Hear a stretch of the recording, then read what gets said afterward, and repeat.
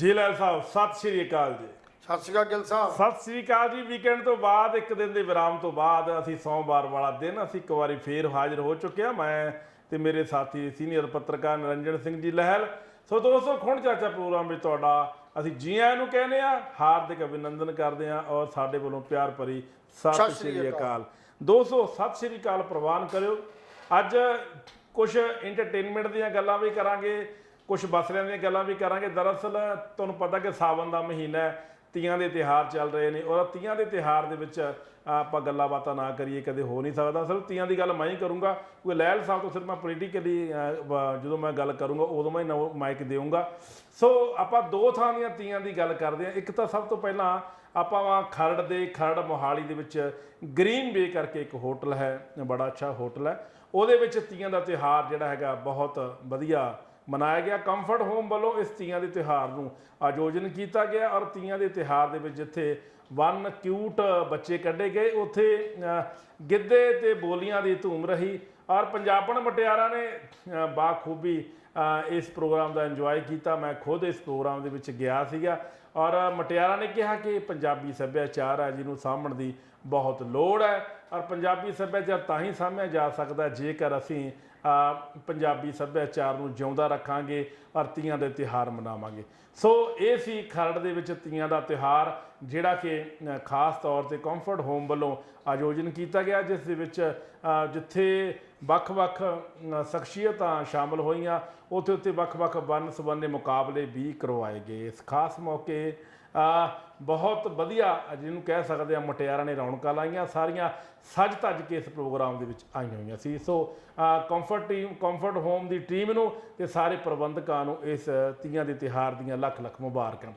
ਹੁਣ ਆਪਾਂ ਚੱਲਦੇ ਹਾਂ ਲਹਿਲ ਸਾਹਿਬ ਜੀ, ਮੰਨਤ ਇਨਕਲੇਵ ਜੀਰਕਪੁਰ ਦੇ ਵਿੱਚ, ਜਿਹੜਾ ਕਿ ਪ੍ਰਭਾਤ ਹਲਕੇ ਦੇ ਵਿੱਚ ਪੈਂਦਾ ਹੈ, ਜਿੱਥੇ ਤੀਆਂ ਦਾ ਤਿਉਹਾਰ ਬੜੀ ਧੂਮਧਾਮ ਦੇ ਨਾਲ ਮਨਾਇਆ ਗਿਆ ਔਰ ਤੀਆਂ ਦੇ ਤਿਉਹਾਰ ਦੇ ਮੌਕੇ 'ਤੇ ਬਹੁਤ ਰਵਾਇਤੀ ਤਰੀਕੇ ਦੇ ਨਾਲ ਚਰਖਾ ਢਾਹ ਕੇ ਮੁਟਿਆਰਾਂ ਬੈਠੀਆਂ ਹੋਈਆਂ ਸੀ ਔਰ ਸਭ ਤੋਂ ਵੱਡੀ ਗੱਲ ਇਹ ਹੈ ਕਿ ਇੱਥੇ ਵੀ ਗਿੱਧੇ ਤੇ ਬੋਲੀਆਂ ਦੀ ਧੂਮ ਰਹੀ ਔਰ ਗਿੱਧੇ ਤੇ ਬੋਲੀਆਂ ਦੇ ਵਿੱਚ ਪੁਰਾਣੇ ਵਿਰਸੇ ਨੂੰ, ਪੁਰਾਣੇ ਜਿਹਨੂੰ ਕਹਿੰਦੇ ਪੁਆਧ ਦੇ, ਜਿਹੜੀਆਂ ਪੁਆਧੀ ਬੋਲੀਆਂ ਹੁੰਦੀਆਂ, ਪੁਆਧ ਦੇ ਇਲਾਕੇ ਦੀਆਂ ਬੋਲੀਆਂ ਹੁੰਦੀਆਂ, ਉਹਨੂੰ ਖਾਸ ਤੌਰ 'ਤੇ ਯਾਦ ਕੀਤਾ ਗਿਆ, ਖਿੱਚ ਦਾ ਕੇਂਦਰ ਰਹੀਆਂ। ਔਰ ਇਸ ਮੌਕੇ 'ਤੇ ਸ਼੍ਰੀਮਤੀ ਬਬੀਤਾ ਸ਼ਰਮਾ, ਵਾਈਫ ਆਫ ਸਾਬਕਾ ਵਿਧਾਇਕ NK ਸ਼ਰਮਾ, ਉਹ ਬਤੌਰ ਮੁੱਖ ਮਹਿਮਾਨ ਹਾਜ਼ਰ ਹੋਏ ਔਰ ਉਹਨਾਂ ਨੂੰ ਫੁਲਕਾਰੀ ਪਾ ਕੇ ਸਨਮਾਨਿਤ ਵੀ ਕੀਤਾ ਗਿਆ। ਔਰ ਕੁੱਲ ਮਿਲਾ ਕੇ ਇਹ ਮੰਨਤ ਇਨਕਲੇਵ ਦਾ ਪ੍ਰੋਗਰਾਮ ਸੀ ਜਿਹੜਾ ਤੀਆਂ ਦਾ, ਉਹ ਮਿਟ ਯਾਦਾਂ ਛੱਡ ਗਿਆ ਔਰ ਪ੍ਰਬੰਧਕਾਂ ਨੇ ਕਿਹਾ ਕਿ ਆਉਣ ਵਾਲੇ ਸਮੇਂ ਦੇ ਵਿੱਚ ਅਸੀਂ ਇਸ ਤੋਂ ਵੱਡੀਆਂ ਵੀ ਤੀਆਂ ਜਿਹੜੀਆਂ ਨੇ ਉਹ ਜ਼ਰੂਰ ਲਾਵਾਂਗੇ। ਹੁਣ ਅਸੀਂ ਤੀਆਂ ਦੇ ਪ੍ਰੋਗਰਾਮ ਦੀ ਕਵਰੇਜ ਤੋਂ ਬਾਅਦ ਅਸੀਂ ਪੋਲੀਟੀਕਲ ਵਾਲੇ ਪਾਸੇ ਚੱਲਦੇ ਹਾਂ। ਲਹਿਲ ਸਾਹਿਬ ਜੀ, ਅੱਜ ਖਰੜ ਦੇ ਸਰਕਾਰੀ ਸਕੂਲ ਦੇ ਵਿੱਚ ਪੰਜਾਬ ਦੇ ਜੇਲ੍ਹ ਮੰਤਰੀ ਹਰਜੋਤ ਬੈਂਸ ਅਚਨਚੇਤ ਛਾਪੇਮਾਰੀ ਕਰਨਗੇ, ਚੈਕਿੰਗ ਕਰਨਗੇ। ਛਾਪੇਮਾਰੀ ਨਹੀਂ ਕਹਿ ਸਕਦੇ, ਛਾਪੇਮਾਰੀ ਤਾਂ ਗਲਤ ਥਾਂ 'ਤੇ ਹੁੰਦੀ ਹੈ। ਚੈਕਿੰਗ ਕਰਨ ਵਾਸਤੇ ਗਏ ਜਿੱਥੇ ਬੱਚੇ ਭੂੰਜੇ ਬਹਿ ਕੇ ਪੜ੍ਹ ਰਹੇ ਸੀ ਔਰ ਪ੍ਰਬੰਧ ਜਿਹੜੇ ਸੀ ਉਹ ਨਾ ਮਾਤਰ ਸੀ, ਬੜੇ ਤਰਸਯੋਗ ਹਾਲਾਤ ਸੀ। ਔਰ ਵੈਸੇ ਤਾਂ ਮੇਰੇ ਹਿਸਾਬ ਦੇ ਨਾਲ ਇਹ ਸਿੱਖਿਆ ਮੰਤਰੀ ਦਾ ਕੰਮ ਹੈ, ਇਹ ਜੇਲ੍ਹ ਮੰਤਰੀ ਦਾ ਕੰਮ ਹੀ ਹੈ ਨਹੀਂ, ਪਰ ਹੁਣ ਇਹ ਆਮ ਆਦਮੀ ਪਾਰਟੀ ਪੁੱਠੇ ਪਾਸੇ ਤੁਰੀ ਹੋਈ ਹੈ ਵੀ ਜੇਲ੍ਹ ਮੰਤਰੀ ਸਕੂਲਾਂ ਵਿੱਚ ਛਾਪੇ ਮਾਰਦਾ ਫਿਰਦਾ, ਸਿੱਖਿਆ ਮੰਤਰੀ ਜੇਲ੍ਹਾਂ ਦਾ ਨਿਰੀਖਣ ਕਰਦਾ ਫਿਰਦਾ। ਇਹ ਇੱਦਾਂ ਚਲੋ ਖੈਰ ਨਹੀਂ ਹੋਣਾ ਚਾਹੀਦਾ, ਪਰ ਮੈਨੂੰ ਨਹੀਂ ਪਤਾ ਵੀ ਇਹ ਇਹਨਾਂ ਨੂੰ ਪਾਵਰਾਂ ਜਿਹੜੀਆਂ ਨੇ ਇਹ ਸਕੂਲਾਂ 'ਚ ਜਾਣ ਦੀਆਂ, ਚੈਕਿੰਗ ਕਰਨ ਦੀਆਂ, ਇਹ ਮੁੱਖ ਮੰਤਰੀ ਸਾਹਿਬ ਵੱਲੋਂ ਦਿੱਤੀਆਂ ਨੇ ਜਾਂ ਫਿਰ ਇਹ ਸਵੇਰੇ ਜਦੋਂ ਚਾਹ ਪਾਣੀ ਪੀਂਦੇ ਨੇ ਉਦੋਂ ਹੀ ਮਨ ਬਣਾ ਲੈਂਦੇ ਵੀ ਚਲੋ ਯਾਰ ਫਲਾਣੇ ਸਰਕਾਰੀ ਸਕੂਲ ਚੈੱਕ ਕਰਕੇ। ਖੈਰ ਬੈਂਸ ਸਾਹਿਬ ਵਧਾਈ ਦੇ ਪਾਤਰ ਨੇ ਕਿ ਉਹ ਸਕੂਲ ਦੇ ਵਿੱਚ ਗਏ। ਅਸੀਂ ਇਹ ਗੱਲ ਮੈਟਰ ਨਹੀਂ ਕਰਦੀ ਕਿ ਉਸ ਜੇਲ੍ਹ ਮੰਤਰੀ ਨੇ, ਅੱਛੀ ਗੱਲ ਹੈ ਉਹਨਾਂ ਨੇ ਸਕੂਲਾਂ ਦਾ ਨਿਰੀਖਣ ਕੀਤਾ। ਪਰ ਲਹਿਲ ਸਾਹਿਬ ਜੀ, ਸਾਰੇ ਪੰਜਾਬ ਦੇ ਸਕੂਲਾਂ ਦਾ ਬੁਰਾ ਹਾਲ ਹੈ, ਜਿੰਨੇ ਸਰਕਾਰੀ ਸਕੂਲ ਹੈ ਜੀ। ਸਵਾਲ ਇੱਥੇ ਖੜਾ ਹੁੰਦਾ ਹੈ, ਇਕੱਲੇ ਖਰੜ ਦੇ ਸਕੂਲ ਦੀ ਆਪਾਂ ਗੱਲ ਨਾ ਕਰੀਏ, ਸਾਰੇ ਪੰਜਾਬ ਦੇ ਸਕੂਲਾਂ ਦਾ ਬੁਰਾ ਹਾਲ ਹੈ। ਪੰਜਾਬ ਦੇ ਸਕੂਲਾਂ 'ਚ ਤਰਾਹੀ ਹੋਈ ਪਈ ਹੈ, ਬੈਠਣ ਦਾ ਬੱਚਿਆਂ ਵਾਸਤੇ ਪ੍ਰਬੰਧ ਹੈ ਨਹੀਂ, ਪਾਣੀ ਬਰਸਾਤ ਦਾ ਅੰਦਰ ਬੜੀ ਜਾਂਦਾ, ਚਿੱਕੜ ਦੇ ਵਿੱਚ ਬੱਚੇ ਰਹਿੰਦੇ ਨੇ, ਪੀਣ ਦਾ ਪਾਣੀ ਹੈ ਨਹੀਂ। ਤੁਸੀਂ ਕੀ ਸਮਝਦੇ ਹੋ? ਸਾਡੇ ਟੀਚਰ ਦਿੱਲੀ ਦੇ ਸਕੂਲਾਂ ਵਿੱਚ ਜਾ ਕੇ ਆਪਣਾ ਉੱਥੋਂ ਕੁਝ ਸਿੱਖ ਰਹੇ ਨੇ ਵੀ ਸਕੂਲ ਕਿੱਦਾਂ ਦੇ ਹੋਣੇ ਚਾਹੀਦੇ ਨੇ। ਪੰਜਾਬ ਦੇ ਵਿੱਚ ਸਕੂਲਾਂ ਦੀ ਗਿਣਤੀ ਬਹੁਤ ਜ਼ਿਆਦਾ ਹੈ। ਤੁਸੀਂ ਸਮਝਦੇ ਹੋ ਕਿ ਇਹਨਾਂ 4.5 ਸਾਲਾਂ ਦੇ ਵਿੱਚ ਕੀ ਆਮ ਆਦਮੀ ਪਾਰਟੀ ਇਹ ਪੰਜਾਬ ਦੇ ਸਾਰੇ ਸਕੂਲਾਂ ਦੀ ਕਾਇਆ ਕਲਪ ਕਰ ਦੂਗੀ, ਜਦੋਂ ਕਿ ਨਵੋਦਿਆ ਵਿਦਿਆਲਿਆ ਜਿਹੜੇ ਹੋਰ ਸਕੂਲ ਨੇ ਜਿਹੜੇ ਬਾਦਲਾਂ ਨੇ ਸ਼ੁਰੂ ਕਰੇ ਸੀਗੇ, ਉਹ ਅੱਜ ਤਰਸਯੋਗ ਹਾਲਾਤਾਂ ਦੇ ਵਿੱਚੋਂ ਗੁਜ਼ਰ ਰਹੇ ਨੇ। ਕੀ ਕਹਿਣਾ ਚਾਹੁੰਦੇ ਹੋ? 4-5 ਮਿੰਟ ਵਾਸਤੇ। ਉਸ ਤੋਂ ਬਾਅਦ ਫਿਰ ਆਪਾਂ ਅਗਲੇ ਸਵਾਲ ਤੇ ਆਪਾਂ ਜ਼ਰੂਰ ਜਾਵਾਂਗੇ ਜੀ। ਗਿੱਲ ਸਾਹਿਬ, ਗੱਲ ਤਾਂ ਇਹ ਹੈ ਕਿ ਹੁਣ ਸੋਚਿਆ ਜੇ ਆਪਾਂ ਦੇਖਦੇ ਹਾਂ ਸਾਰਾ ਓਵਰਆਲ ਹਾਲਾਤ ਤਾਂ ਪਤਾ ਨਹੀਂ ਕਿਹੜੇ ਪਾਸੇ ਨੂੰ ਜਾਣ ਡੇ। ਮੈਨੂੰ ਤਾਂ ਇਹ ਨਹੀਂ ਸਮਝ ਆਉਂਦੀ ਆਮ ਆਦਮੀ ਪਾਰਟੀ ਇਹ ਸਟ੍ਰੈਟਜੀ ਬਣਾਉਂਦੀ ਕਿੱਦਾਂ। ਹਰਜੋਤ ਬੈਂਸ ਜੀ ਨੂੰ ਇਹ ਗੱਲ ਪੁੱਛਿਆ ਜਾਵੇ ਵੀ ਕੱਲ ਤੱਕ ਤੇ ਤੇਰੇ ਜਿਹੜੇ ਜੇਲ੍ਹ ਦੇ ਪ੍ਰਬੰਧ ਸੀ ਉਹਨਾਂ ਤੇ ਇਹ ਗੱਲ ਜ਼ਰੂਰ ਕਹਿੰਦੇ ਰਹੇ ਵੀ ਜੇਲ੍ਹ ਦੇ ਵਿੱਚੋਂ ਅਸੀਂ ਮੋਬਾਈਲ ਵੀ ਫੜ ਲਏ, ਫਲਾਣਾ ਕੁਝ ਫੜ ਲਿਆ, ਜੇ ਕਰ ਲਿਆ। ਅਜੇ ਕੱਲ ਦੀ ਗੱਲ ਆ, ਫਰੀਦਕੋਟ ਜੇਲ੍ਹ ਦੇ ਵਿੱਚੋਂ ਡਿਪਟੀ ਜਿਹੜਾ ਸੁਪਰਡੈਂਟ ਹੈ ਉਹ ਅੰਦਰ ਮੋਬਾਈਲ ਤੇ ਨਸ਼ਾ ਲੈ ਕੇ ਅੰਦਰ ਜਾਂਦਾ ਫੜਿਆ ਗਿਆ। ਕੀ ਕਰੋਗੇ? 14 ਮੋਬਾਈਲ ਕੱਲ ਫੇਰ ਜਿਹੜੇ ਨੇ ਉਹ ਪਟਿਆਲਾ ਜੇਲ੍ਹ ਚੋਂ ਫੜੇ ਗਏ ਨੇ। ਤਾਂ ਤੁਸੀਂ ਸਕੂਲਾਂ 'ਚ ਛਾਪੇ ਮਾਰੀ ਜਾਂਦੇ ਹੋ। ਪਹਿਲਾਂ ਆਪਦਾ ਘਰ ਤਾਂ ਸਵਾਰ ਲਓ ਬੈਂਸ ਸਾਹਿਬ, ਫੇਰ ਦੂਸਰੇ ਦੇ ਘਰ ਜਾ ਕੇ ਝਾਕਿਆ ਜੇ। ਜਦੋਂ ਇਸ ਢੰਗ ਦਾ ਪਲੈਨਿੰਗ ਹੀ ਨਾ ਕੋਈ ਹੋਵੇ, ਪਤਾ ਹੀ ਨਾ ਹੋਵੇ ਮੈਂ ਕਿੱਧਰ ਜਾਣਾ ਜਾਂ ਕਿੱਧਰ ਨਹੀਂ ਜਾਣਾ, ਤਾਂ ਫਿਰ ਉਹਦਾ ਰਿਜ਼ਲਟ ਨਹੀਂ ਸਹੀ ਆਉਂਦਾ। ਖਰੜ ਦੇ ਵਿੱਚ ਬੀਬਾ ਅਨਮੋਲ ਗਗਨ ਮਾਨ ਜਿਹੜੀ ਆ ਉਹ ਮੰਤਰੀ ਹੈ, ਜਾਂ ਜਿਹੜੇ ਸਾਡੇ ਕੋਈ ਐਜੂਕੇਸ਼ਨ ਮੰਤਰੀ ਨੇ, ਉਹਨਾਂ ਨੂੰ ਦੇਖਣਾ ਚਾਹੀਦਾ ਸਾਰਾ ਕੁਝ। ਜੇ ਦੇਖਣ ਦੀ ਗੱਲ ਆਈ ਤਾਂ ਕੀ ਇਹਦੇ ਸੁਧਾਰ ਲਈ ਤੁਸੀਂ ਕੀ ਕੀਤਾ? ਖਰੜ ਦਾ ਸਕੂਲ ਚੈੱਕ ਕਰ ਲਿਆ, ਹੋਰ ਅਨੇਕਾਂ ਸਕੂਲ ਪਿੰਡਾਂ ਦੇ ਨੇ, ਸ਼ਹਿਰਾਂ ਦੇ ਸਕੂਲਾਂ 'ਚ ਤਾਂ ਫਿਰ ਵੀ ਬੜੀ ਵਧੀਆ ਕੁਝ ਮਾੜੀ ਮੋਟੀ ਜਿਹੜੀ ਉਹ ਹਾਜ਼ਰੀ ਵੀ ਪੂਰੀ ਹੁੰਦੀ ਹੈ ਜੀ, ਮਾੜਾ ਮੋਟਾ ਪੜ੍ਹਾਈ ਵੀ ਚੱਲਦੀ, ਸਭ ਕੁਝ ਚੱਲਦੀ ਹੈ। ਕਦੇ ਉਹਨਾਂ ਪਿੰਡਾਂ ਜਿਹੜੇ ਸੂਬੇ ਦੇ ਜਿਹੜੇ ਸਰਹੱਦੀ ਜ਼ਿਲ੍ਹੇ ਨੇ ਉਹਨਾਂ ਸਕੂਲਾਂ ਦਾ ਜਾ ਕੇ ਕਦੇ ਹਾਲ ਵੇਖਿਆ ਤੁਸੀਂ? ਦੂਸਰੀ ਗੱਲ, ਜੇ ਹਾਲ ਵੇਖ ਲਿਆ ਤੇ ਉਹਦੇ ਲਈ ਪ੍ਰਬੰਧ ਕੀ ਕੀਤਾ? ਪ੍ਰਬੰਧ ਕੁਝ ਨਹੀਂ ਕੀਤਾ। ਵੱਧ ਤੋਂ ਵੱਧ 1-2 ਟੀਚਰਾਂ ਨੂੰ ਤੁਸੀਂ ਐਬਸੈਂਟ ਫਰਮ ਡਿਊਟੀ ਕਰਕੇ ਉਹਨਾਂ ਨੂੰ ਕੋਈ ਨੋਟਿਸ ਜ਼ਰੂਰ ਕੱਢ ਦਿਓਗੇ, 4 ਸ਼ੀਟ ਜ਼ਰੂਰ ਕਰ ਦਿਓਗੇ, ਹੋਰ ਕੁਝ ਨਹੀਂ ਕਰਨਾ। ਨਾ ਸਟਰਕਚਰ ਉੱਥੇ ਬਣਨਾ, ਨਾ ਉੱਥੇ ਪਾਣੀ ਦਾ, ਨਾ ਉੱਥੇ ਬਾਥਰੂਮਾਂ ਦਾ, ਨਾ ਕਮਰਿਆਂ ਦਾ, ਨਾ ਸਟਰਕਚਰ ਦਾ। ਔਰ ਨਾ ਹੀ ਤੁਸੀਂ ਇਹ ਸੁਜੈਸਟ ਕਰਕੇ ਜਾਂਦੇ ਹੋ ਵੀ ਅੱਜ ਤੋਂ ਬਾਅਦ ਇਹ ਜਿਹੜੇ ਟੀਚਰ ਨੇ ਸਿਰਫ ਅਧਿਆਪਨ ਨਾਲ ਜੁੜੇ ਰਹਿਣਗੇ, ਅਧਿਆਪਨ ਦਾ ਹੀ ਕੰਮ ਕਰਨਗੇ, ਪੜ੍ਹਾਈ ਦਾ ਹੀ ਕੰਮ ਕਰਨਗੇ ਜੀ। ਉਹ ਤਾਂ ਵਿਚਾਰੇ ਵੋਟਾਂ ਬਣਾਉਣ ਨੂੰ ਤੁਰੇ ਫਿਰਦੇ ਆ, ਉਹਦੇ ਮਰਦਮਸ਼ੁਮਾਰੀ ਵਾਲੇ ਤੁਰੇ ਫਿਰਦੇ ਆ, ਉਹਦੇ ਡਾਕਾਂ ਤਿਆਰ ਕਰਕੇ ਡੀਓ ਤੇ ਡੀਪੀਆਈ 'ਚ ਲੈ ਕੇ ਜਾ ਰਹੇ ਨੇ।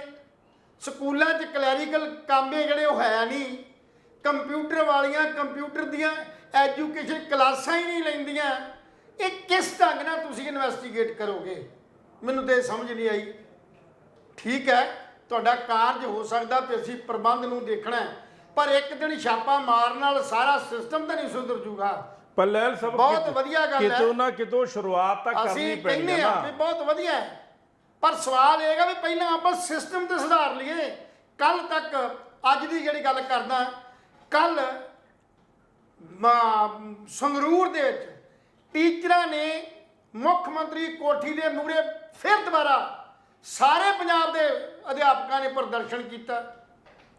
ਫਿਰ ਤੁਸੀਂ ਇੰਨੀਆਂ ਮੀਟਿੰਗਾਂ ਲੈ ਚੁੱਕੇ ਹੋ, ਇੰਨਾ ਕੁਝ ਕਰ ਚੁੱਕੇ ਹੋ, ਤੇ ਪਰਨਾਲਾ ਉੱਥੇ ਦਾ ਉੱਥੇ ਹੀ ਖੜਾ। ਮੇਰਾ ਕਹਿਣ ਦਾ ਮਤਲਬ ਇਹ ਨਹੀਂ ਵੀ ਤੁਸੀਂ ਸਕੂਲਾਂ 'ਚ ਨਾ ਜਾਓ, ਸਕੂਲਾਂ 'ਚ ਜਾਓ, ਸਕੂਲਾਂ ਜਾ ਕੇ ਸੁਧਾਰ ਦੀ ਗੱਲ ਕਰੋ। ਛਾਪਿਆਂ ਨਾਲ ਮਸਲੇ ਨਹੀਂ ਹੱਲ ਹੋਣੇ। ਕੱਲ ਤੱਕ ਤੇ ਤੁਸੀਂ, ਤੁਹਾਡੇ ਸੀਐਮ ਨੇ ਫੈਸਲਾ ਕੀਤਾ ਸੀ ਵੀ ਤੁਸੀਂ ਲੋਕਾਂ ਨਾਲ ਸੰਪਰਕ ਪੈਦਾ ਕਰੋ ਜੀ, ਲੋਕਾਂ ਦੇ ਕੰਮਾਂ ਵੱਲ ਧਿਆਨ ਦਿਓ, ਵਿਕਾਸ ਵਾਲੇ ਪਾਸੇ ਧਿਆਨ ਦਿਓ। ਇਹ ਜਿਹੜੇ ਤੁਸੀਂ ਛਾਪੇ ਮਾਰ ਕੇ ਲੋਕਾਂ ਨੂੰ ਡਰਾਉਣ ਦੀ ਕੋਸ਼ਿਸ਼ ਕਰਦੇ ਹੋ ਨਾ, ਇਹ ਸਹੀ ਨਹੀਂ ਹੈ। ਪਰ ਮੇਰਾ ਖਿਆਲ ਹੈ ਵੀ ਉਸ ਮੀਟਿੰਗ 'ਚ ਬੈਂਸ ਸਾਹਿਬ ਹੋਣੇ ਹੀ ਨਹੀਂ। ਜੇ ਹੁੰਦੇ ਤਾਂ ਜ਼ਰੂਰ ਸੁਧਾਰ ਹੋ ਜਾਂਦਾ। ਛਾਪੇ ਤਾਂ ਵੀਰ ਦਵਿੰਦਰ ਨੇ ਵੀ ਮਾਰੇ ਸੀ ਜਦੋਂ ਕਾਂਗਰਸ ਦੇ ਵਜ਼ਾਰਤ ਦੇ ਵੇਲੇ ਡਿਪਟੀ ਸਪੀਕਰ ਸੀ। ਉਸ ਵੇਲੇ ਵੀ ਐਡਾ ਵੱਡਾ ਵਿਰੋਧ ਖੜਾ ਹੋ ਗਿਆ ਸੀ ਵੀ ਕਾਂਗਰਸ ਸਰਕਾਰ ਨੂੰ ਲੋਕਾਂ ਨੇ ਨਿੰਦਣਾ ਸ਼ੁਰੂ ਕਰਤਾ ਸੀ ਵੀ ਕੈਪਟਨ ਉਹਦੇ ਵੀਰ ਦਵਿੰਦਰ ਡਿਪਟੀ ਸਪੀਕਰ ਨੂੰ ਵੀ ਡਿਪਟੀ ਸਪੀਕਰ ਜੀ, ਤੁਹਾਡੇ ਇਸ ਐਮਐਲਏ ਦੇ ਜਿਹੜੇ ਇਲਾਕਾ ਮੋਹਾਲੀ ਦਾ, ਉੱਥੇ ਬਹੁਤ ਅਧੂਰੇ ਕੰਮ ਪਏ ਨੇ, ਉਹਨਾਂ ਅਧੂਰਿਆਂ ਕੰਮਾਂ ਨੂੰ ਪੂਰਿਆਂ ਕਰਨ ਤੋਂ ਬਾਅਦ ਫਿਰ ਸਕੂਲਾਂ ਵੱਲ ਵਧੋ। ਪਰ ਉਹਦੀ ਉਸ ਛਾਪੇ ਦੇ ਨਾਲ ਨਾਲ ਮੋਹਾਲੀ ਨੂੰ ਇੱਕ ਜਿਹੜਾ ਸੀਗਾ ਖਰੜ ਨੂੰ ਖਾਸ ਕਰਕੇ senior secondary school for girls, ਉਹ ਇੱਥੇ ਪ੍ਰੋਵਾਈਡ ਹੋ ਗਿਆ ਸੀ। ਉਹਦੇ ਆਪਣੇ ਯਤਨਾਂ ਸਦਕਾ ਹੀ ਜਿਹੜਾ ਅੱਜ +2 ਦਾ ਸਕੂਲ ਇੱਥੇ ਹੈਗਾ, ਪਲੱਸ ਦਾ ਮਲਟੀ ਸਕੂਲ ਹੈ ਇੱਥੇ ਸਰਕਾਰੀ, ਸੀਨੀਅਰ ਸੈਕੰਡਰੀ ਸਕੂਲ ਖਰੜ, ਇਹ ਉਹਨਾਂ ਦੀ ਬਦੌਲਤ ਸੀ ਫਿਰ। ਸੋ ਅਸੀਂ ਵੀ ਚਾਹੁੰਦੇ ਹਾਂ ਵੀ ਜੇ ਐਜੂਕੇਸ਼ਨ ਦੇ ਵਿੱਚ ਜੇ ਕੋਈ ਸਕੂਲ ਨੂੰ ਚੈਕਿੰਗ ਕਰਦੇ ਹੋ ਜਾਂ ਗੁੱਲ ਕਰਦੇ ਹੋ ਤੇ ਉੱਥੇ ਕੋਈ ਚੰਗੇ ਸੁਧਾਰ ਦੀ ਗੱਲ ਜ਼ਰੂਰ ਕਰਕੇ ਆਓ। ਇਹ ਨਹੀਂ ਵੀ ਆਪਾਂ ਅਦਲਾ ਬਦਲੀ ਕਰਤੀ। ਹਮੇਸ਼ਾ ਹੀ ਗਿੱਲ ਸਾਹਿਬ ਤੁਹਾਡੇ ਘਰ ਜਦੋਂ ਪ੍ਰਾਹੁਣੇ ਆਉਂਦੇ ਆ ਜੀ ਤਾਂ ਤੁਸੀਂ ਆਪਣੇ ਘਰ ਸਾਫ਼ ਸਫਾਈ ਇੱਕ ਦਿਨ ਪਹਿਲਾਂ ਸ਼ੁਰੂ ਕਰ ਦਿੰਦੇ ਹੋ। ਬਿਲਕੁਲ। ਤੁਹਾਨੂੰ ਪਤਾ ਹੁੰਦਾ ਵੀ ਕੱਲ 10 ਵਜੇ ਤੱਕ ਪ੍ਰਾਹੁਣਾ ਆ ਜਾਣਾ। ਇਸੇ ਹੀ ਤਰ੍ਹਾਂ ਜਦੋਂ ਤੁਸੀਂ ਜਾਂਦੇ ਹੋ ਸਕੂਲ ਦੇ ਵਾਲੇ ਤੇ ਭੈਣ ਉਹ ਝਾੜੂ ਫੇਰ ਲੈਂਦੇ ਨੇ, ਸਫਾਈਆਂ ਵੀ ਕਰ ਲੈਂਦੇ ਨੇ, ਸਭ ਕੁਝ ਕਰ ਲੈਂਦੇ ਨੇ। ਪਰ ਸਵਾਲ ਤੇ ਇਹ ਹੈ ਵੀ ਅਸੀਂ ਇਸ ਸਿਸਟਮ ਨੂੰ ਸੁਧਾਰਨ ਵੱਲ ਵਧਣਾ, ਅਸੀਂ ਕਿਸੇ ਨੂੰ ਡਾਊਨ ਕਰਨ ਵਾਸਤੇ ਨਹੀਂ ਵਧਣਾ। ਸਕੂਲਾਂ ਦੀ ਬਹੁਤ ਮੰਦੀ ਹਾਲਤ ਹੈ, ਜੇਲ੍ਹਾਂ ਦੀ ਬਹੁਤ ਮੰਦੀ ਹਾਲਤ ਹੈ। ਅੱਜ ਉਹ ਮੂਸੇਵਾਲੇ ਦੇ ਫਾਦਰ ਨੇ ਇੱਕ ਬੜੀ ਉਹ ਪਾਈ ਸੀ ਫੇਸਬੁੱਕ ਦੇ ਉੱਤੇ, ਉਹਦੇ ਸ਼ਬਦਾਂ ਦੀ ਗੱਲ ਆਈ, ਕਹਿੰਦਾ ਵੀ ਮੈਂ ਇਸ ਮੁਲਕ ਦਾ ਮਤਲਬ ਬੰਦਾ ਰਹਿਣ ਵਾਲਾ, ਮੈਨੂੰ ਸ਼ਰਮ ਆਉਂਦੀ ਹੈ ਕਿ ਇੱਥੋਂ ਦੇ ਜਿਹੜੇ ਕਾਨੂੰਨ ਸਾਡੇ ਲਈ ਬਣਾਏ ਗਏ ਸੀ ਪਰ ਸਾਡੇ ਤੇ ਵਰਤੇ ਨਹੀਂ ਜਾ ਰਹੇ, ਉਹਨਾਂ ਦਾ ਫਾਇਦਾ ਸਾਡੇ ਜਿਹੜੇ ਗੈਂਗਸਟਰ ਨੇ ਉਹ ਫਾਇਦਾ ਉਠਾ ਰਹੇ ਨੇ। ਸੋ ਉਹਨਾਂ ਦਾ ਕਿਤੇ ਨਾ ਕਿਤੇ ਸਾਡੀਆਂ ਸਰਕਾਰਾਂ ਦੇ ਉੱਤੇ, ਸਾਡੇ ਸਿਸਟਮ ਦੇ ਉੱਤੇ ਸੱਟ ਹੈ। ਸੋ ਅੱਜ ਲੋੜ ਇਸ ਗੱਲ ਦੀ ਹੈ ਵੀ ਸਾਡੇ ਸਕੂਲਾਂ ਦਾ ਸੁਧਾਰ ਤਾਂ ਹੋ ਸਕਦਾ ਅਸੀਂ ਸਕੂਲਾਂ ਦੇ ਅੰਦਰ ਮਨੋਬਲ ਜਿਹੜਾ ਟੀਚਰਾਂ ਦਾ ਖਾਲ ਕਰਕੇ ਅਧਿਆਪਕਾਂ ਦਾ ਜਿਹੜਾ ਮਨੋਬਲ ਹੈ ਉਹਨੂੰ ਉੱਪਰ ਚੁੱਕਣ ਦੀ ਕੋਸ਼ਿਸ਼ ਕਰੀਏ। ਜਦੋਂ ਤੱਕ ਆਪਣਾ ਅਧਿਆਪਕਾਂ ਦਾ ਮਨ ਉੱਪਰ ਨਹੀਂ ਚੁੱਕਦੇ ਔਰ ਬੱਚਿਆਂ ਨੂੰ ਇਹ ਮਹਿਸੂਸ ਨਹੀਂ ਹੋ ਜਾਂਦਾ ਵੀ ਵਾਕਈ ਸਰਕਾਰੀ ਸਕੂਲਾਂ ਦੇ ਟੀਚਰ ਪ੍ਰਾਈਵੇਟ ਸਕੂਲਾਂ ਦੇ ਟੀਚਰਾਂ ਨਾਲੋਂ ਕਈ ਗੁਣਾ ਵੱਧ ਐਜੂਕੇਟਡ ਨੇ, ਬਹੁਤ ਸਿਆਣੇ ਨੇ, ਸੂਝਵਾਨ ਨੇ, ਮਾਸਟਰ ਹੈਗੇ ਨੇ ਕਿ ਹਰ ਵਿਸ਼ੇ ਦੇ ਮਾਸਟਰ ਨੇ। ਸੋ ਉਹਨਾਂ ਨੂੰ ਸਬਜੈਕਟ ਦੇ ਵਾਈਜ਼ ਬਾਕੀ ਕੰਮਾਂ ਨਾਲੋਂ ਤੋੜ ਕੇ ਜਿਹੜੇ ਨਾਨ ਟੀਚਿੰਗ ਜਿਹੜੇ ਵਰਕ ਨੇ ਉਹਨੂੰ ਬੰਦ ਕਰਕੇ ਤੇ ਸਿਰਫ ਅਧਿਆਪਨ ਦੇ ਖੇਤਰ 'ਚ ਇਹ ਨਾ ਹੋਵੇ ਇਸ ਵਾਰ 4500 ਬੱਚਾ +2 ਚੋਂ ਪੰਜਾਬੀ ਚੋਂ ਹੀ ਫੇਲ ਹੋ ਗਿਆ। ਇਹ ਤੋਂ ਵੱਡਾ ਹੋਰ ਪੰਜਾਬ ਲਈ ਸੰਤਾਪ ਕੀ ਹੋ ਸਕਦਾ? ਲੈਲ ਸਾਹਿਬ ਗੱਲ ਇਦਾਂ ਹੈ, ਉਪਰਾਲੇ ਹੋ ਰਹੇ ਨੇ, ਐਸੀ ਗੱਲ ਨਹੀਂ ਕਿ ਉਪਰਾਲੇ ਨਹੀਂ ਹੋਏ। ਹੁਣ ਇੰਨੇ ਹਜ਼ਾਰ ਸਕੂਲ ਨੇ, 4 ਮਹੀਨਿਆਂ ਵਿੱਚ ਕਾਇਆ ਕਲਪ ਨਹੀਂ ਹੋ ਸਕਦੀ, ਸਟਾਰਟਿੰਗ ਚੱਲ ਰਹੀ ਹੈ। ਔਰ ਭਗਵੰਤ ਮਾਨ ਸਾਹਿਬ ਨੂੰ ਮੈਂ ਤੁਹਾਨੂੰ ਦੱਸ ਦਿਆਂ, ਜਿੱਥੇ ਸਕੂਲਾਂ ਦੇ ਨਾਲ ਉਹਨਾਂ ਦਾ ਬਹੁਤ ਵਧੀਆ ਐਲਾਨ ਨੇ। ਉਹਨਾਂ ਨੇ ਧੂਰੀ ਦੇ ਵਿੱਚ ਬਹੁਤ ਵੱਡੇ ਐਲਾਨ ਕੀਤੇ, ਸੰਗਰੂਰ ਦੇ ਵਿੱਚ ਹਲਕੇ 'ਚ ਬਹੁਤ ਵੱਡੇ ਐਲਾਨ ਕੀਤੇ ਔਰ ਇਹ ਬਹੁਤ ਜਲਦੀ ਨੇਪਰੇ ਚੜ੍ਹਨ ਜਾ ਰਹੇ ਨੇ। ਔਰ ਨਾਲ ਕਿਸਾਨਾਂ ਦੇ ਜਿਹੜੀ ਗੰਨੇ ਦੀ ਅਦਾਇਗੀ ਸੀ, ਉਹ ਗੰਨੇ ਦੀ ਅਦਾਇਗੀ 100 ਕਰੋੜ ਜਿਹੜਾ ਹੈ ਉਹ ਕਿਸਾਨਾਂ ਦੇ ਖਾਤੇ ਵਿੱਚ ਪਾਤਾ ਔਰ ਬਾਕੀ ਦੇ ਜਿਹੜੇ ਨੇ ਉਹ ਜਲਦੀ ਪਾ ਦਿੱਤੇ ਜਾਣਗੇ। ਇੱਕ ਸਿਰਫ ਫਗਵਾੜਾ ਸ਼ੂਗਰ ਮਿਲ ਜਿਹੜੀ ਹੈਗੀ ਉਹ ਭਗੌੜੇ ਹੋ ਗਏ, ਉਹ ਭੱਜ ਗਏ, ਵਿਦੇਸ਼ ਭੱਜ ਗਏ ਫੈਕਟਰੀ ਛੱਡ ਕੇ। ਉਹਦੀ ਰਿਕਵਰੀ ਜਿਹੜੀ ਆ ਉਹ ਕੇਂਦਰ ਸਰਕਾਰ ਦੇ ਥਰੂ ਉਹ ਰਿਕਵਰੀ ਕੀਤੀ ਜਾ ਰਹੀ ਹੈ। ਉਹ ਜਿੰਨੇ ਪੈਸੇ ਉਹਨਾਂ ਕੋਲੇ ਪਏ ਨੇ ਉਹ ਕਿਸਾਨਾਂ ਦੇ ਖਾਤੇ ਵਿੱਚ ਪਾ ਰਹੇ ਨੇ। ਆਉਣ ਵਾਲੇ ਨਵੰਬਰ ਦਸੰਬਰ ਦੇ ਵਿੱਚ ਗੰਨੇ ਦੀ ਜਿਹੜੀ ਅਦਾਇਗੀ ਹੈਗੀ ਹੈ ਉਹ ਸਾਰੀ ਕੰਪਲੀਟ ਹੋ ਜੂਗੀ ਔਰ 1 ਵੀ ਰੁਪਿਆ ਸਰਕਾਰ ਨੇ ਨਹੀਂ ਦੇਣਾ। ਸਰਕਾਰ ਆਪਣੀ ਚਾਲ ਤੇ ਲੱਗੀ ਹੋਈ ਹੈ, ਆਪਣੀ ਚਾਲ। ਲੇਕਿਨ ਜਿਹੜਾ ਤੁਸੀਂ ਉਹ ਗੱਲ ਕਹੀ ਵੀ ਸਿੱਧੂ ਮੂਸੇਵਾਲੇ ਦੇ ਪਿਤਾ ਨੇ ਕਿਹਾ ਕਿ ਮੈਨੂੰ ਸ਼ਰਮ ਆਉਂਦੀ ਹੈ ਕਿ ਮੈਂ ਇਸ ਹਿੰਦੁਸਤਾਨ ਦਾ, ਇਹ ਗੱਲ ਸਿੱਧੂ ਮੂਸੇਵਾਲੇ ਦੇ ਪਿਤਾ ਨੇ ਪਹਿਲਾਂ ਕਿਉਂ ਨਾ ਕਹੀ? ਅੱਜ ਉਹਦੇ ਬੇਟੇ ਨੂੰ ਮਾਰ ਦਿੱਤਾ ਗਿਆ, ਅੱਜ ਉਹ ਇਹ ਗੱਲ ਕਹਿ ਰਿਹਾ ਕਿ ਮੈਂ ਹਿੰਦੁਸਤਾਨ ਦੇ ਵਿੱਚ ਮੈਨੂੰ ਪੈਦਾ ਹੋਣ ਤੇ ਸ਼ਰਮ ਹੈ। ਜਿਸ ਤਨ ਲਾਗੇ ਸੋ ਤਨ ਜਾਣੇ, ਇਹ ਗੱਲ ਸੱਚੀ ਹੈ। ਲੇਕਿਨ ਲਹਿਲ ਸਾਹਿਬ ਜੀ, ਜਦੋਂ ਸਾਡਾ ਘਰ ਬਿਲਕੁਲ ਸਹੀ ਹੁੰਦਾ ਨਾ, ਅਸੀਂ ਕੋਈ ਇੱਕ ਸ਼ਬਦ ਵੀ ਨਹੀਂ ਮੂੰਹ ਚੋਂ ਕੱਢਦੇ, ਅਸੀਂ ਕਿਸੇ ਨੂੰ ਕੋਈ ਟਿੱਪਣੀ ਨਹੀਂ ਕਰਦੇ, ਅਸੀਂ ਸੁਧਾਰ ਦੀ ਗੱਲ ਨਹੀਂ ਕਰਦੇ, ਅਸੀਂ ਇਹ ਨਹੀਂ ਕਹਦੇ ਵੀ ਯਾਰ ਆਹ ਚੀਜ਼ ਦਾ ਸੁਧਾਰ ਹੋਣਾ ਚਾਹੀਦਾ। ਜਦੋਂ ਸਾਡੇ ਤੇ ਆਪਣੇ ਤੇ ਗੱਲ ਬੀਤਦੀ ਆ, ਸਾਨੂੰ ਸਾਰੇ ਸੁਧਾਰ ਯਾਦ ਆ ਜਾਂਦੇ ਨੇ। ਸਾਨੂੰ ਫਿਰ ਸਰਕਾਰਾਂ ਦੀਆਂ ਗੰਦੀਆਂ ਪਾਲਿਸੀਆਂ ਵੀ ਨਜ਼ਰ ਆ ਜਾਂਦੀਆਂ ਨੇ, ਸਾਨੂੰ ਫਿਰ ਕੇਂਦਰ ਸਰਕਾਰ ਵੀ ਯਾਦ ਆ ਜਾਂਦੀ ਹੈ, ਸਾਨੂੰ ਫਿਰ ਕਾਨੂੰਨ ਵੀ ਯਾਦ ਆ ਜਾਂਦਾ। ਫਿਰ ਅਖੀਰ ਦੇ ਵਿੱਚ ਅਸੀਂ ਵਰਡ ਬੋਲਦੇ ਹਾਂ ਕਿ ਮੈਨੂੰ ਸ਼ਰਮ ਮਹਿਸੂਸ ਹੋ ਰਹੀ ਹੈ ਕਿ ਮੈਂ ਹਿੰਦੁਸਤਾਨ ਦੇ ਵਿੱਚ ਸਾਰੇ ਗੈਂਗਸਟਰ ਨਹੀਂ ਹੈਗੇ, ਹਿੰਦੁਸਤਾਨ 'ਚ ਸਾਰੇ ਚੋਰ ਨਹੀਂ ਹੈਗੇ, ਹਿੰਦੁਸਤਾਨ 'ਚ ਸਾਰੇ ਕਾਤਲ ਨਹੀਂ ਹੈਗੇ, ਹਿੰਦੁਸਤਾਨ ਦੇ ਵਿੱਚ ਹੀ ਗੁਰੂ ਸਾਹਿਬਾਨ ਪੈਦਾ ਹੋਏ ਨੇ। ਇਸੇ ਕਰਕੇ ਜੇ ਆਹ ਗੱਲ ਕਹਿ ਜਾਣੀ ਕਿ ਯਾਰ ਮੈਨੂੰ ਤਾਂ ਸ਼ਰਮ ਮਹਿਸੂਸ ਹੋ ਰਹੀ ਹੈ ਕਿ ਮੈਂ ਹਿੰਦੁਸਤਾਨ ਦਾ ਰਹਿਣ ਵਾਲਾ, ਇਹ ਮੇਰੇ ਖਿਆਲ ਦੇ ਵਿੱਚ ਕੋਈ ਬਹੁਤਾ ਵਧੀਆ ਬਿਆਨ ਨਹੀਂ ਹੈ। ਇਹ ਗੱਲ ਨਹੀਂ ਕਿ ਸਿੱਧੂ ਮੂਸੇਵਾਲੇ ਦਾ ਪਿਤਾ ਉਹ ਜੋ ਫੇਸਬੁੱਕ ਤੇ ਪਾਊਗਾ ਉਹ ਗੱਲ ਨੂੰ ਡਿਕਟੇਟ ਕੀਤਾ ਜਾਊਗਾ ਵੀ ਜੀ ਮੈਂ ਤਾਂ ਜੀ ਮੈਨੂੰ ਸ਼ਰਮ ਮਹਿਸੂਸ ਹੋ ਰਹੀ ਹੈ। ਕਿੰਨੇ ਮਾਵਾਂ ਦੇ ਪੁੱਤ ਮਾਰਤੇ ਲਹਿਲ ਸਾਹਿਬ ਜੀ, ਮੰਨ ਲਓ ਤੁਸੀਂ ਤਾਂ ਬਾਰਡਰ ਏਰੀਏ ਦੇ ਹੋ, ਅੱਤਵਾਦ ਦੇ ਟਾਈਮ ਤੇ ਕਿੰਨੇ ਫਨਾਹ ਹੋ ਗਏ, ਕਿੰਨੇ ਮਾਰਤੇ। ਆ ਹੁਣ ਸਿੱਧੂ ਮੂਸੇਵਾਲੇ ਦੇ ਚੱਕਰ ਦੇ ਵਿੱਚ ਹੋਰ ਠੋਕ ਤੇ 40-50 ਪਤਾ ਨਹੀਂ ਕਿੰਨੇ ਬੰਦੇ ਚੱਕ ਲਏ, ਕਿੰਨੇ ਬੰਦੇ ਅੰਦਰ ਨੇ, ਹੋ ਸਕਦਾ ਉਹਨਾਂ 'ਚੋਂ ਕੁਝ ਬੇਕਸੂਰ ਵੀ ਹੋਣ। ਸਵਾਲ ਇੱਥੇ ਇਹ ਖੜਾ ਹੁੰਦਾ ਹੈ ਕਿ ਜਦੋਂ ਸਾਡੇ ਤੇ ਲਾਉਂਦੀ ਹੈ ਅਸੀਂ ਉਦੋਂ ਹਿੰਦੁਸਤਾਨ ਨੂੰ ਕੋਸਦੇ ਆ, ਜਦੋਂ ਸਾਡੇ ਤੇ ਨਹੀਂ ਆਉਂਦੀ ਉਦੋਂ ਹਿੰਦੁਸਤਾਨ ਬਹੁਤ ਵਧੀਆ ਮੁਲਕ ਹੈ, ਉਦੋਂ ਅਸੀਂ ਗਾਣਾ ਵੀ ਗਾਉਂਦੇ ਆ, ਮੇਰਾ ਰੰਗ ਦੇ ਬਸੰਤੀ ਚੋਲਾ, ਮੇਰਾ ਰੰਗ ਦੇ ਬਸੰਤੀ ਚੋਲਾ। ਪਰ ਦਿਸ ਇਜ਼ ਰੋਂਗ ਮੇਰੇ ਹਿਸਾਬ ਨਾਲ। ਗਿੱਲ ਸਾਹਿਬ ਗੱਲ ਇਹ ਨਹੀਂ, ਗੱਲ ਸਿਸਟਮ ਦੀ ਹੈ। ਉਹਨੇ ਸਿਸਟਮ ਦੇ ਉੱਤੇ ਇੱਕ ਟੌਂ ਚਲਾਈ ਹੈ ਭਾਜੀ। ਜੇ ਸਾਡਾ ਨਹੀਂ ਗੱਲ ਇਹ ਨਹੀਂ ਹੁੰਦੀ, ਗੱਲ ਗਲਤ ਕਰ, ਗੱਲ ਇਹ ਨਹੀਂ ਕਿ ਜਵੇ ਬਾਣ ਲਾ ਕੇ ਤਵੇ ਰੋਸ ਜਾਗੇ, ਇਹ ਤੇ ਆਪਾਂ ਮੰਨਦੇ ਆ, ਇਹ ਤਾਂ ਤੁਸੀਂ ਵੀ ਮੰਨਦੇ ਹੋ ਵੀ ਹਮੇਸ਼ਾ ਹੀ ਬੰਦਾ ਉਦੋਂ ਸੁਧਰਨ ਦੀ ਕੋਸ਼ਿਸ਼ ਕਰਦਾ ਜਦੋਂ ਉਹਨੂੰ ਸੱਟ ਵੱਜਦੀ ਹੈ। ਜਦੋਂ ਤੱਕ ਸੱਟ ਨਹੀਂ ਵੱਜਦੀ ਤਦ ਤੱਕ ਸੁਧਾਰ ਨਹੀਂ ਹੁੰਦਾ। ਜਦੋਂ ਤੱਕ ਸਰਕਾਰਾਂ ਦੇ ਉੱਤੇ ਵਿਰੋਧੀ ਧਿਰਾਂ ਸਵਾਲ ਨਹੀਂ ਉਠਾਉਂਦੀਆਂ, ਜਦ ਤੱਕ ਵਿਰੋਧੀ ਧਿਰਾਂ ਉਹਦੇ ਹਰ ਫੈਸਲੇ ਦੇ ਉੱਤੇ ਆਪਣੀ ਜਿਹੜੀ ਟਿੱਪਣੀ ਨਹੀਂ ਕਰਦੀਆਂ, ਚਾਹੇ ਉਹ ਫੈਸਲਾ ਜਿਹੜਾ ਉਹਨਾਂ ਦੀ ਟਿੱਪਣੀ ਤੋਂ ਬਾਅਦ ਸੁਧਾਰ ਵੱਲ ਵਧੇ, ਤਦ ਤੱਕ ਲਾਈਨ ਜਿਹੜੀ ਹੈ ਉਹ ਸਹੀ ਕਲੀਅਰ ਨਹੀਂ ਹੋ ਪਾਉਂਦੀ। ਅੱਜ ਜੇ ਮੂਸੇਵਾਲੇ ਦੇ ਫਾਦਰ ਨੇ ਜਾਂ ਲੋਕਾਂ ਨੇ, ਹੋਰ ਵੀ ਕਈ ਲੋਕਾਂ ਨੇ ਜਦੋਂ ਟਿੱਪਣੀਆਂ ਕੀਤੀਆਂ ਤੇ ਸਾਡੇ ਸਿਸਟਮ ਤੇ ਕੀਤੀਆਂ ਵੀ ਅਸੀਂ ਉਸ ਦੇਸ਼ ਦੇ ਵਾਸੀ ਹਾਂ ਜਿਸ ਦੇਸ਼ ਦੀ ਮਤਲਬ ਆਜ਼ਾਦੀ ਵਾਸਤੇ ਅਨੇਕਾਂ ਤਰ੍ਹਾਂ ਦੀਆਂ ਅਸੀਂ ਕੁਰਬਾਨੀਆਂ ਕੀਤੀਆਂ ਨੇ, ਹਜ਼ਾਰਾਂ ਹੀ ਲੋਕ ਬਰਬਾਦ ਹੋਏ ਨੇ, ਕਰੋੜਾਂ ਹੀ ਲੋਕ, ਲੱਖਾਂ ਲੋਕ ਜਿਹੜੇ ਨੇ ਉਸ ਆਜ਼ਾਦੀ ਦੇ ਵੇਲੇ ਆਪਣੇ ਘਰ ਘਾਟ ਜਿਹੜੇ ਉਹ ਛੱਡ ਕੇ ਸਾਨੂੰ ਦੂਜਿਆਂ ਥਾਵਾਂ ਤੇ ਜਾਣਾ ਪਿਆ। ਹਜ਼ਾਰਾਂ ਹੀ ਜਿਹੜੇ ਲੱਖਾਂ ਹੀ ਲੋਕ ਜਿਹੜੇ ਮੌਤ ਦੇ ਮੂੰਹ ਚਲੇ ਗਏ ਔਰ ਅੱਜ ਤੱਕ ਉਹ ਸੰਤਾਪ ਹੰਢਾ ਰਹੇ ਨੇ। ਆਜ਼ਾਦੀ ਇਸ ਕਰਕੇ ਲਈ ਗਈ ਸੀ। ਸੋ ਜੇ ਆਜ਼ਾਦੀ ਦੇ 70ਵੇਂ 75ਵੇਂ ਸਾਲ ਬਾਅਦ ਵੀ ਅੱਜ ਅਸੀਂ ਉੱਥੇ ਦੇ ਉੱਥੇ ਹੀ ਫਿਰ ਖੜੇ ਆ, ਤੇ ਫਿਰ ਕੀ ਕਰੀਏ? ਸਰਕਾਰ ਨੂੰ ਨਾ ਉਹ ਤੇ ਮਤਲਬ ਜਿਹੜਾ ਹੈਗਾ ਕੋਈ ਆਪਣੀ ਜਿਹੜੇ ਵਿਚਾਰ ਨਾ ਪ੍ਰਗਟ ਕਰੀਏ। ਲੈਲ ਸਾਹਿਬ, ਸੋ ਮੇਰਾ ਤੇ ਕਹਿਣ ਦਾ ਬਾਅਦ ਚਲੋ ਮੈਂ ਇੱਧਰ ਨਹੀਂ ਜਾਂਦਾ, ਆਪਾਂ ਕੱਲ ਦੀ ਅੱਜ ਦੀ ਗੱਲ ਕਰਦਾ। ਲੈਲ ਸਾਹਿਬ ਇੱਕ ਮਿੰਟ ਪਹਿਲਾਂ ਮੈਨੂੰ ਜਵਾਬ ਦੇ ਦਿੰਦੇ ਤੁਹਾਡੀ ਗੱਲ ਦਾ, ਫਿਰ ਮੇਰਾ ਗੱਲ ਭੁੱਲ ਜੂ ਮੈਂ। ਕੀ ਅਮਰੀਕਾ 'ਚ ਕ੍ਰਾਈਮ ਨਹੀਂ ਹੁੰਦਾ? ਦੱਸੋ। ਨਹੀਂ ਇਹ ਮਿਸਾਲ ਨਹੀਂ ਦਿੱਤੀ।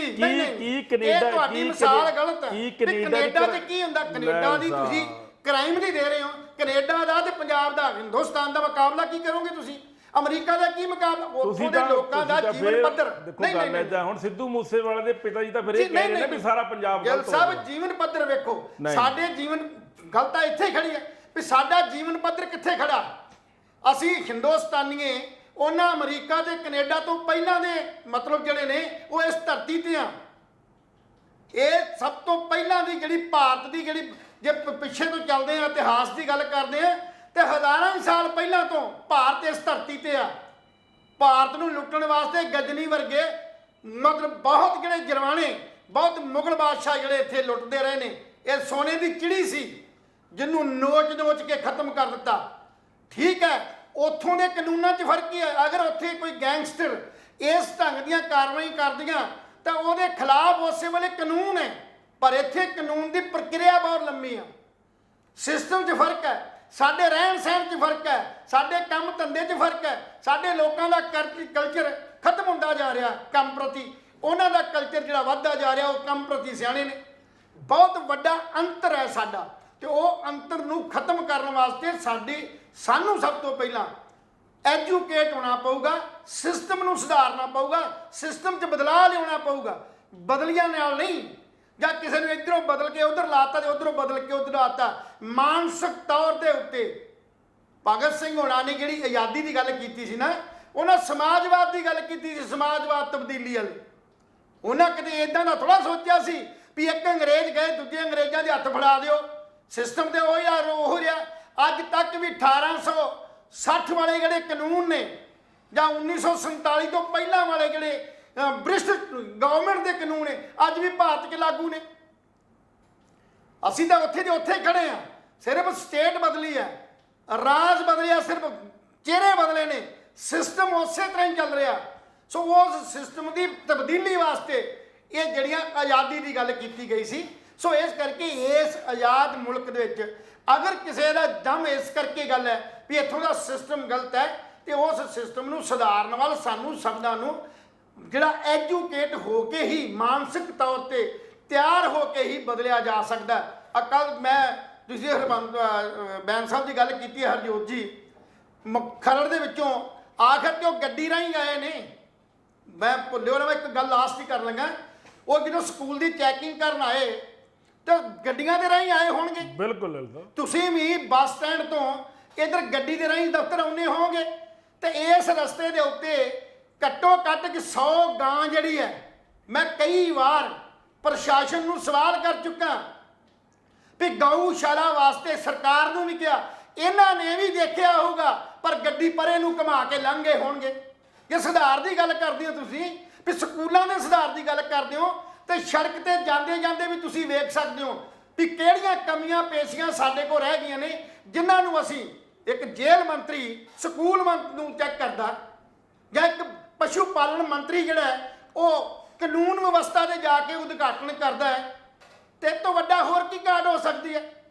ਉਹਨੂੰ ਗਊਆਂ ਸੜਕ ਦੇ ਉੱਤੇ ਇਹ ਨਜ਼ਰ ਨਹੀਂ ਆਉਂਦੀਆਂ, ਪਰ ਨਜ਼ਰ ਕਦੋਂ ਆਉਣਗੀਆਂ, ਜਦੋਂ ਹਾਦਸਾ ਵਾਪਰੇਗਾ, ਜਦੋਂ ਚੰਡੀਗੜ੍ਹ ਵਾਂਗੂ ਦਰਖਤ ਡਿੱਗ ਕੇ ਸਕੂਲ ਦੀਆਂ ਕੰਧਾਂ ਤੇ ਡਿੱਗਣਗੇ ਤੇ ਬੱਚੇ ਉੱਥੇ ਹਲਾਕ ਹੋਣਗੇ, ਜ਼ਖਮੀ ਹੋਣਗੇ। ਸਵੇਰ ਪ੍ਰਸ਼ਾਸਨ ਜਿਹੜਾ ਹੱਕ ਚਾਹੇਗਾ, ਪਰ ਅੱਜ ਪ੍ਰਸ਼ਾਸਨ ਖਰੜਦਾ, ਹੋਰ ਤਾਂ ਛੱਡੋ, ਪ੍ਰਸ਼ਾਸਨ ਖਰੜ ਦਾ ਹਰਕਤ 'ਚ ਨਹੀਂ ਆਉਂਦਾ।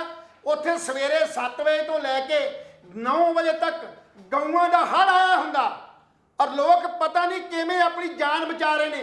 ਪਰ ਜਿਸ ਦਿਨ ਉੱਥੇ ਐਕਸੀਡੈਂਟ ਹੋਇਆ, ਜਿੱਦਣ ਕੁਝ ਬੰਦੇ ਜਾਂ ਬੱਚੇ, ਸਕੂਟਰ ਵਾਲੇ, ਕਾਰ ਵਾਲੇ ਜਾਂ ਕੁਝ, ਉਹਨਾਂ ਦੀ ਜਾਨ ਖਤਮ ਹੋਈ, ਉਸ ਦਿਨ ਹਰਕਤ ਚਾਉਣਗੇ। ਲੈਲ ਸਾਹਿਬ, ਇਹ ਹਰਕਤ ਤਾਂ ਕਾਹਨੂੰ ਆਉਂਦੇ ਨੇ? ਪੂਰੇ ਹਿੰਦੁਸਤਾਨ ਦੇ ਵਿੱਚ ਅਵਾਰਾ ਪਸ਼ੂਆਂ ਦੀ ਪ੍ਰੋਬਲਮ ਸਵਾਲ ਤਾਂ ਇਹ ਹੈ ਕਿ ਅਸੀਂ ਸਿਸਟਮ ਸੁਧਾਰਨ ਦੀ ਗੱਲ ਕਰਦੇ ਹਾਂ। ਸਾਨੂੰ ਇਹ ਇਤਰਾਜ਼ ਨਹੀਂ ਵੀ ਸਕੂਲਾਂ 'ਚ ਨਾ ਜਾਓ, ਹਸਪਤਾਲਾਂ 'ਚ ਨਾ ਜਾਓ, ਥਾਣਿਆਂ ਕਚਹਿਰੀਆਂ 'ਚ ਨਾ ਜਾਓ, ਪਰ ਇੱਕ ਪ੍ਰੋਟੋਕਾਲ ਹੈ। ਉਸ ਪ੍ਰੋਟੋਕਾਲ ਦੇ ਅਧਿਕਾਰ ਤੇ ਜੇ ਅਗਰ ਤੁਸੀਂ ਜਾਣਦੇ ਹੋ ਤਾਂ ਉਹਦੇ ਸੁਧਾਰ ਦੀ ਗੱਲ ਵੀ ਕਰੋ। ਜੀ ਅੰਸ਼ੁਮਨ, ਯੂਨੀਵਰਸਿਟੀ ਜਾ ਕੇ ਵੀਸੀ ਨੂੰ ਬਦਲ ਲਿਆ, ਡਾਕਟਰ ਬਦਲੇ ਗਏ, ਤਿਆਗ ਪੱਤਰ ਦੇ ਗਏ, ਹੁਣ ਉਹਨਾਂ ਦਾ ਬਦਲ ਕੀ ਆਪਣੇ ਕੋਲੋਂ? ਬਦਲ ਕੁਛ ਨਹੀਂ ਹੈ। ਅੱਜ ਸਪਾਈਨ ਦਾ ਜਿਹੜਾ ਲੋਕ ਜਿਹੜੇ ਨੇ ਸਪਾਈਨ ਤੋਂ, ਰੀੜ੍ਹ ਦੀ ਹੱਡੀ ਤੋਂ ਦੁਖੀ ਨੇ, ਰੀੜ੍ਹ ਦੀ ਹੱਡੀ ਦਾ ਡਾਕਟਰ ਇੱਕ ਹੀ ਸੀ, ਉਹ ਰਿਜ਼ਾਈਨ ਕਰ ਗਿਆ। ਹੁਣ ਜਿੱਦਣ ਦੇ ਰਿਜ਼ਾਈਨ ਕੀਤਾ, ਉਹਦਾ ਬਦਲ ਤੇ ਕੋਈ ਨਹੀਂ ਪੇਸ਼ ਕੀਤਾ ਆਪਾਂ ਨੇ, ਆਪਾਂ ਸੌਂ ਗਏ, ਚੁੱਪ ਹੋ ਗਏ, ਆਪੇ ਦੇਖੀ ਜਾਊ। ਜਿਹੜਾ ਗਰੀਬ ਬੰਦਾ ਹੈ ਜਾਂ ਆਮ ਬੰਦਾ ਹੈ, ਉਹਦੇ ਹੱਥੋਂ ਤਾਂ ਡਾਕਟਰ ਖੁੱਸ ਗਿਆ। ਵਿਰੋਧ ਕਰਨਾ ਤੇ ਬੜਾ ਸੌਖਾ ਗਿਲ ਸਾਹਿਬ, ਪਰ ਉਹਦਾ ਬਦਲ ਜਿਹੜਾ ਪੇਸ਼ ਕਰਨਾ ਉਹ ਔਖਾ ਆ, ਤਰਕ ਪੇਸ਼ ਕਰਨਾ ਔਖਾ। 52 ਡਾਕਟਰ ਚਲੇ ਗਏ। ਅੱਜ ਫੇਰ ਹਿੰਦੁਸਤਾਨ ਦੇ ਟੋਟਲ ਜਿਹੜੇ ਮਤਲਬ ਜਿਹੜੀ ਸਾਡੀ ਜਿਹੜੀ ਐਸੋਸੀਏਸ਼ਨ ਮੈਡੀਕਲ ਜਿਹੜੀ ਹੈਗੀ ਆ, ਉਹ ਜਾਂ ਜਿਹੜੇ ਪੰਜਾਬ ਦੇ ਡਾਕਟਰਾਂ ਨਵੀਂ ਇੱਕ ਜਥੇਬੰਦੀ ਬਣਾ ਕੇ ਕੱਲ ਦੇਸ਼ ਭਗਤ ਹਾਲ ਜਲੰਧਰ ਦੇ ਵਿੱਚ ਉਹਨਾਂ ਮੀਟਿੰਗ ਕੀਤੀ, ਔਰ ਸਾਰਿਆਂ ਨੇ ਇੱਕ ਸ਼ਰਤ ਰੱਖਤੀ ਵੀ ਅਸੀਂ ਆਪਣੀਆਂ ਡਿਊਟੀਆਂ ਤੇ ਤਾਂ ਆਵਾਂਗੇ ਹੁਣ ਜੇ ਚੇਤਨ ਮਾਜਰਾ ਜਿਹੜਾ ਜੌੜੇ ਮਾਜਰਾ, ਚੇਤਨ ਸਿੰਘ ਜੌੜੇ ਮਾਜਰਾ, ਉਹ ਰਿਜ਼ਾਈਨ ਕਰੇ। ਜੇ ਸਾਰੇ ਹੀ ਇਸੇ ਤਾਂ ਤੁਸੀਂ ਚੈਕਿੰਗਾਂ ਵੀ ਪਾਉਂਦੇ ਹੋ, ਤੁਸੀਂ ਚੈੱਕ ਵੀ ਕਰਦੇ ਹੋ, ਸਭ ਕੁਝ ਕਰਦੇ ਹੋ, ਉਹਦਾ ਬਦਲ ਕੀ ਹੈ? ਪਹਿਲਾਂ ਪਤਾ ਕੀ ਹੋਣਾ ਚਾਹੀਦਾ? ਦੇਖੋ ਅਸੀਂ ਬਦਲ ਚਾਹੁੰਦੇ ਲੈਲ ਸਾਹਿਬ, ਪਤਾ ਕੀ ਹੋਣਾ ਚਾਹੀਦਾ ਜੀ? ਦੇਖੋ, ਇਹ ਤਾਂ ਹੁਣ ਆਮ ਆਦਮੀ ਪਾਰਟੀ ਨੂੰ, ਭਗਵੰਤ ਮਾਨ ਜੀ ਹਨਾ, ਸਾਡੇ ਮੁੱਖ ਮੰਤਰੀ ਪੰਜਾਬ ਨੂੰ, ਇਹਦਾ ਪਤਾ ਹੈ ਵੀ ਹਸਪਤਾਲਾਂ ਦਾ ਕੀ ਹਾਲ ਹੈ, ਇਹ ਵੀ ਪਤਾ ਹੈ ਕਿ ਸਕੂਲਾਂ ਦਾ ਕੀ ਹਾਲ ਹੈ, ਇਹ ਵੀ ਪਤਾ ਹੈ ਕਿ ਪੰਜਾਬ ਦੇ ਪਿੰਡਾਂ ਦਾ ਕੀ ਹਾਲ ਹੈ, ਇਹ ਸਾਰਾ ਪਤਾ। ਇਹਦੇ ਲਈ ਤੁਹਾਨੂੰ ਉੱਚੇ ਛਾਪੇ ਮਾਰਨ ਦੀ, ਕਿਸੇ ਨੂੰ ਜਲੀਲ ਕਰਨ ਦੀ ਕੋਈ ਲੋੜ ਨਹੀਂ। ਇੱਕ ਸਟ੍ਰੈਟਜੀ ਬਣਾਓ, ਡੀਸੀਆਂ ਦੀ, ਐਸਡੀਐਮ ਸਾਹਿਬ ਦੀ, ਪਿੰਡਾਂ ਦੇ ਸਰਪੰਚਾਂ ਦੀ। ਰੌਲਾ ਪਤਾ ਕੀ ਹੈ, ਹੁਣ ਤੁਸੀਂ ਕੋਈ ਡੈਲੀਗੇਸ਼ਨ ਤਾਂ ਦਿੱਤੇ ਨਹੀਂ ਆਮ ਆਦਮੀ ਪਾਰਟੀ, ਨਾ ਤੁਸੀਂ ਕੋਈ ਸਰਕਲ ਪ੍ਰਧਾਨ ਬਣਾਇਆ, ਨਾ ਕੋਈ ਹਲਕਾ ਪ੍ਰਧਾਨ ਬਣਾਇਆ, ਨਾ ਤੁਸੀਂ ਕੋਈ ਸਕੱਤਰ ਲਾਇਆ। ਉਹ ਜਿਹੜੇ ਵਰਕਰ ਵਿਚਾਰੇ ਭੰਗੜੇ ਪਾਉਂਦੇ ਸੀ ਤੁਹਾਨੂੰ ਜਿਤਾਉਣ ਵਾਸਤੇ ਵੀ ਸਾਨੂੰ ਕੁਛ ਨਾ ਕੁਛ ਅਹੁਦਾ ਮਿਲੂਗਾ, ਉਹ ਤੁਸੀਂ ਕੀਤਾ ਨਹੀਂ। ਕਮਾਂਡ ਤੁਸੀਂ 2-3 ਬੰਦਿਆਂ ਦੇ ਹੱਥ ਫੜਾਤੀ। ਹੁਣ ਪੰਜਾਬ ਬਾਮ ਰੋਲੇ ਵਾਂਗ ਖਿਲ ਰਿਹਾ ਪਿਆ। ਪ੍ਰਾਪਰਟੀ ਐਸੋਸੀਏਸ਼ਨ ਸੜਕਾਂ ਤੇ ਉਤਰੀ ਪਈ ਆ, ਉਹ ਕਹਿੰਦੀ ਵੀ ਸਾਡੀਆਂ ਰਜਿਸਟਰੀਆਂ ਰੁਕੀਆਂ ਪਈਆਂ, ਸਾਡਾ ਕਾਰੋਬਾਰ ਠੱਪ ਹੋ ਗਿਆ। ਐਕਸਾਈਜ਼ ਦਾ ਵੀ ਇਹੀ ਹਾਲ ਹੈ, ਸ਼ਰਾਬ ਫੇਰ ਮਹਿੰਗੀ ਹੋ ਗਈ, ਕਿਉਂਕਿ ਦਿੱਲੀ ਦੇ ਵਿੱਚ ਤੁਹਾਡੀ ਪਾਲਿਸੀ ਫੇਲ ਹੋ ਗਈ, ਇੱਥੇ ਵੀ ਫੇਲ ਹੋ ਗਈ। ਫੇਲ ਹੀ ਇੱਕ ਤਰ੍ਹਾਂ ਦਾ। ਸਵਾਲ ਇੱਥੇ ਇਹ ਹੈ ਵੀ ਜੇ ਤੁਸੀਂ ਇੱਕ ਬਜਟ ਪਲਾਨ ਕਰਕੇ ਵੀ ਲਓ ਜੀ ਅੱਜ ਆਪਾਂ ਮਾਨਸਾ ਦਾ ਹਸਪਤਾਲ ਫੜਨਾ, ਮੰਨ ਲਓ ਲੈਲ ਸਾਹਿਬ ਜੀ ਵੀ ਮਾਨਸਾ ਦਾ ਹਸਪਤਾਲ ਫੜਨਾ, ਅੱਜ ਮੰਨ ਲਓ ਸਪੋਜ਼ ਕਰੋ 9 ਤਰੀਕ ਹੈ, 9 ਨੂੰ ਮਾਨਸਾ ਵਾਲਾ ਹਸਪਤਾਲ ਫੜਨਾ ਵੀ ਮਾਨਸਾ ਦੇ ਵਿੱਚ ਕੀ ਚੀਜ਼ ਦੀ ਲੋੜ ਹੈ, ਉਹਦਾ ਇਮੀਡੀਏਟ ਬਜਟ ਸੈਕਸ਼ਨ ਕਰਕੇ ਇਮੀਡੀਏਟ ਉੱਥੇ ਭਰਤੀ ਕੀਤੀ ਜਾਵੇ।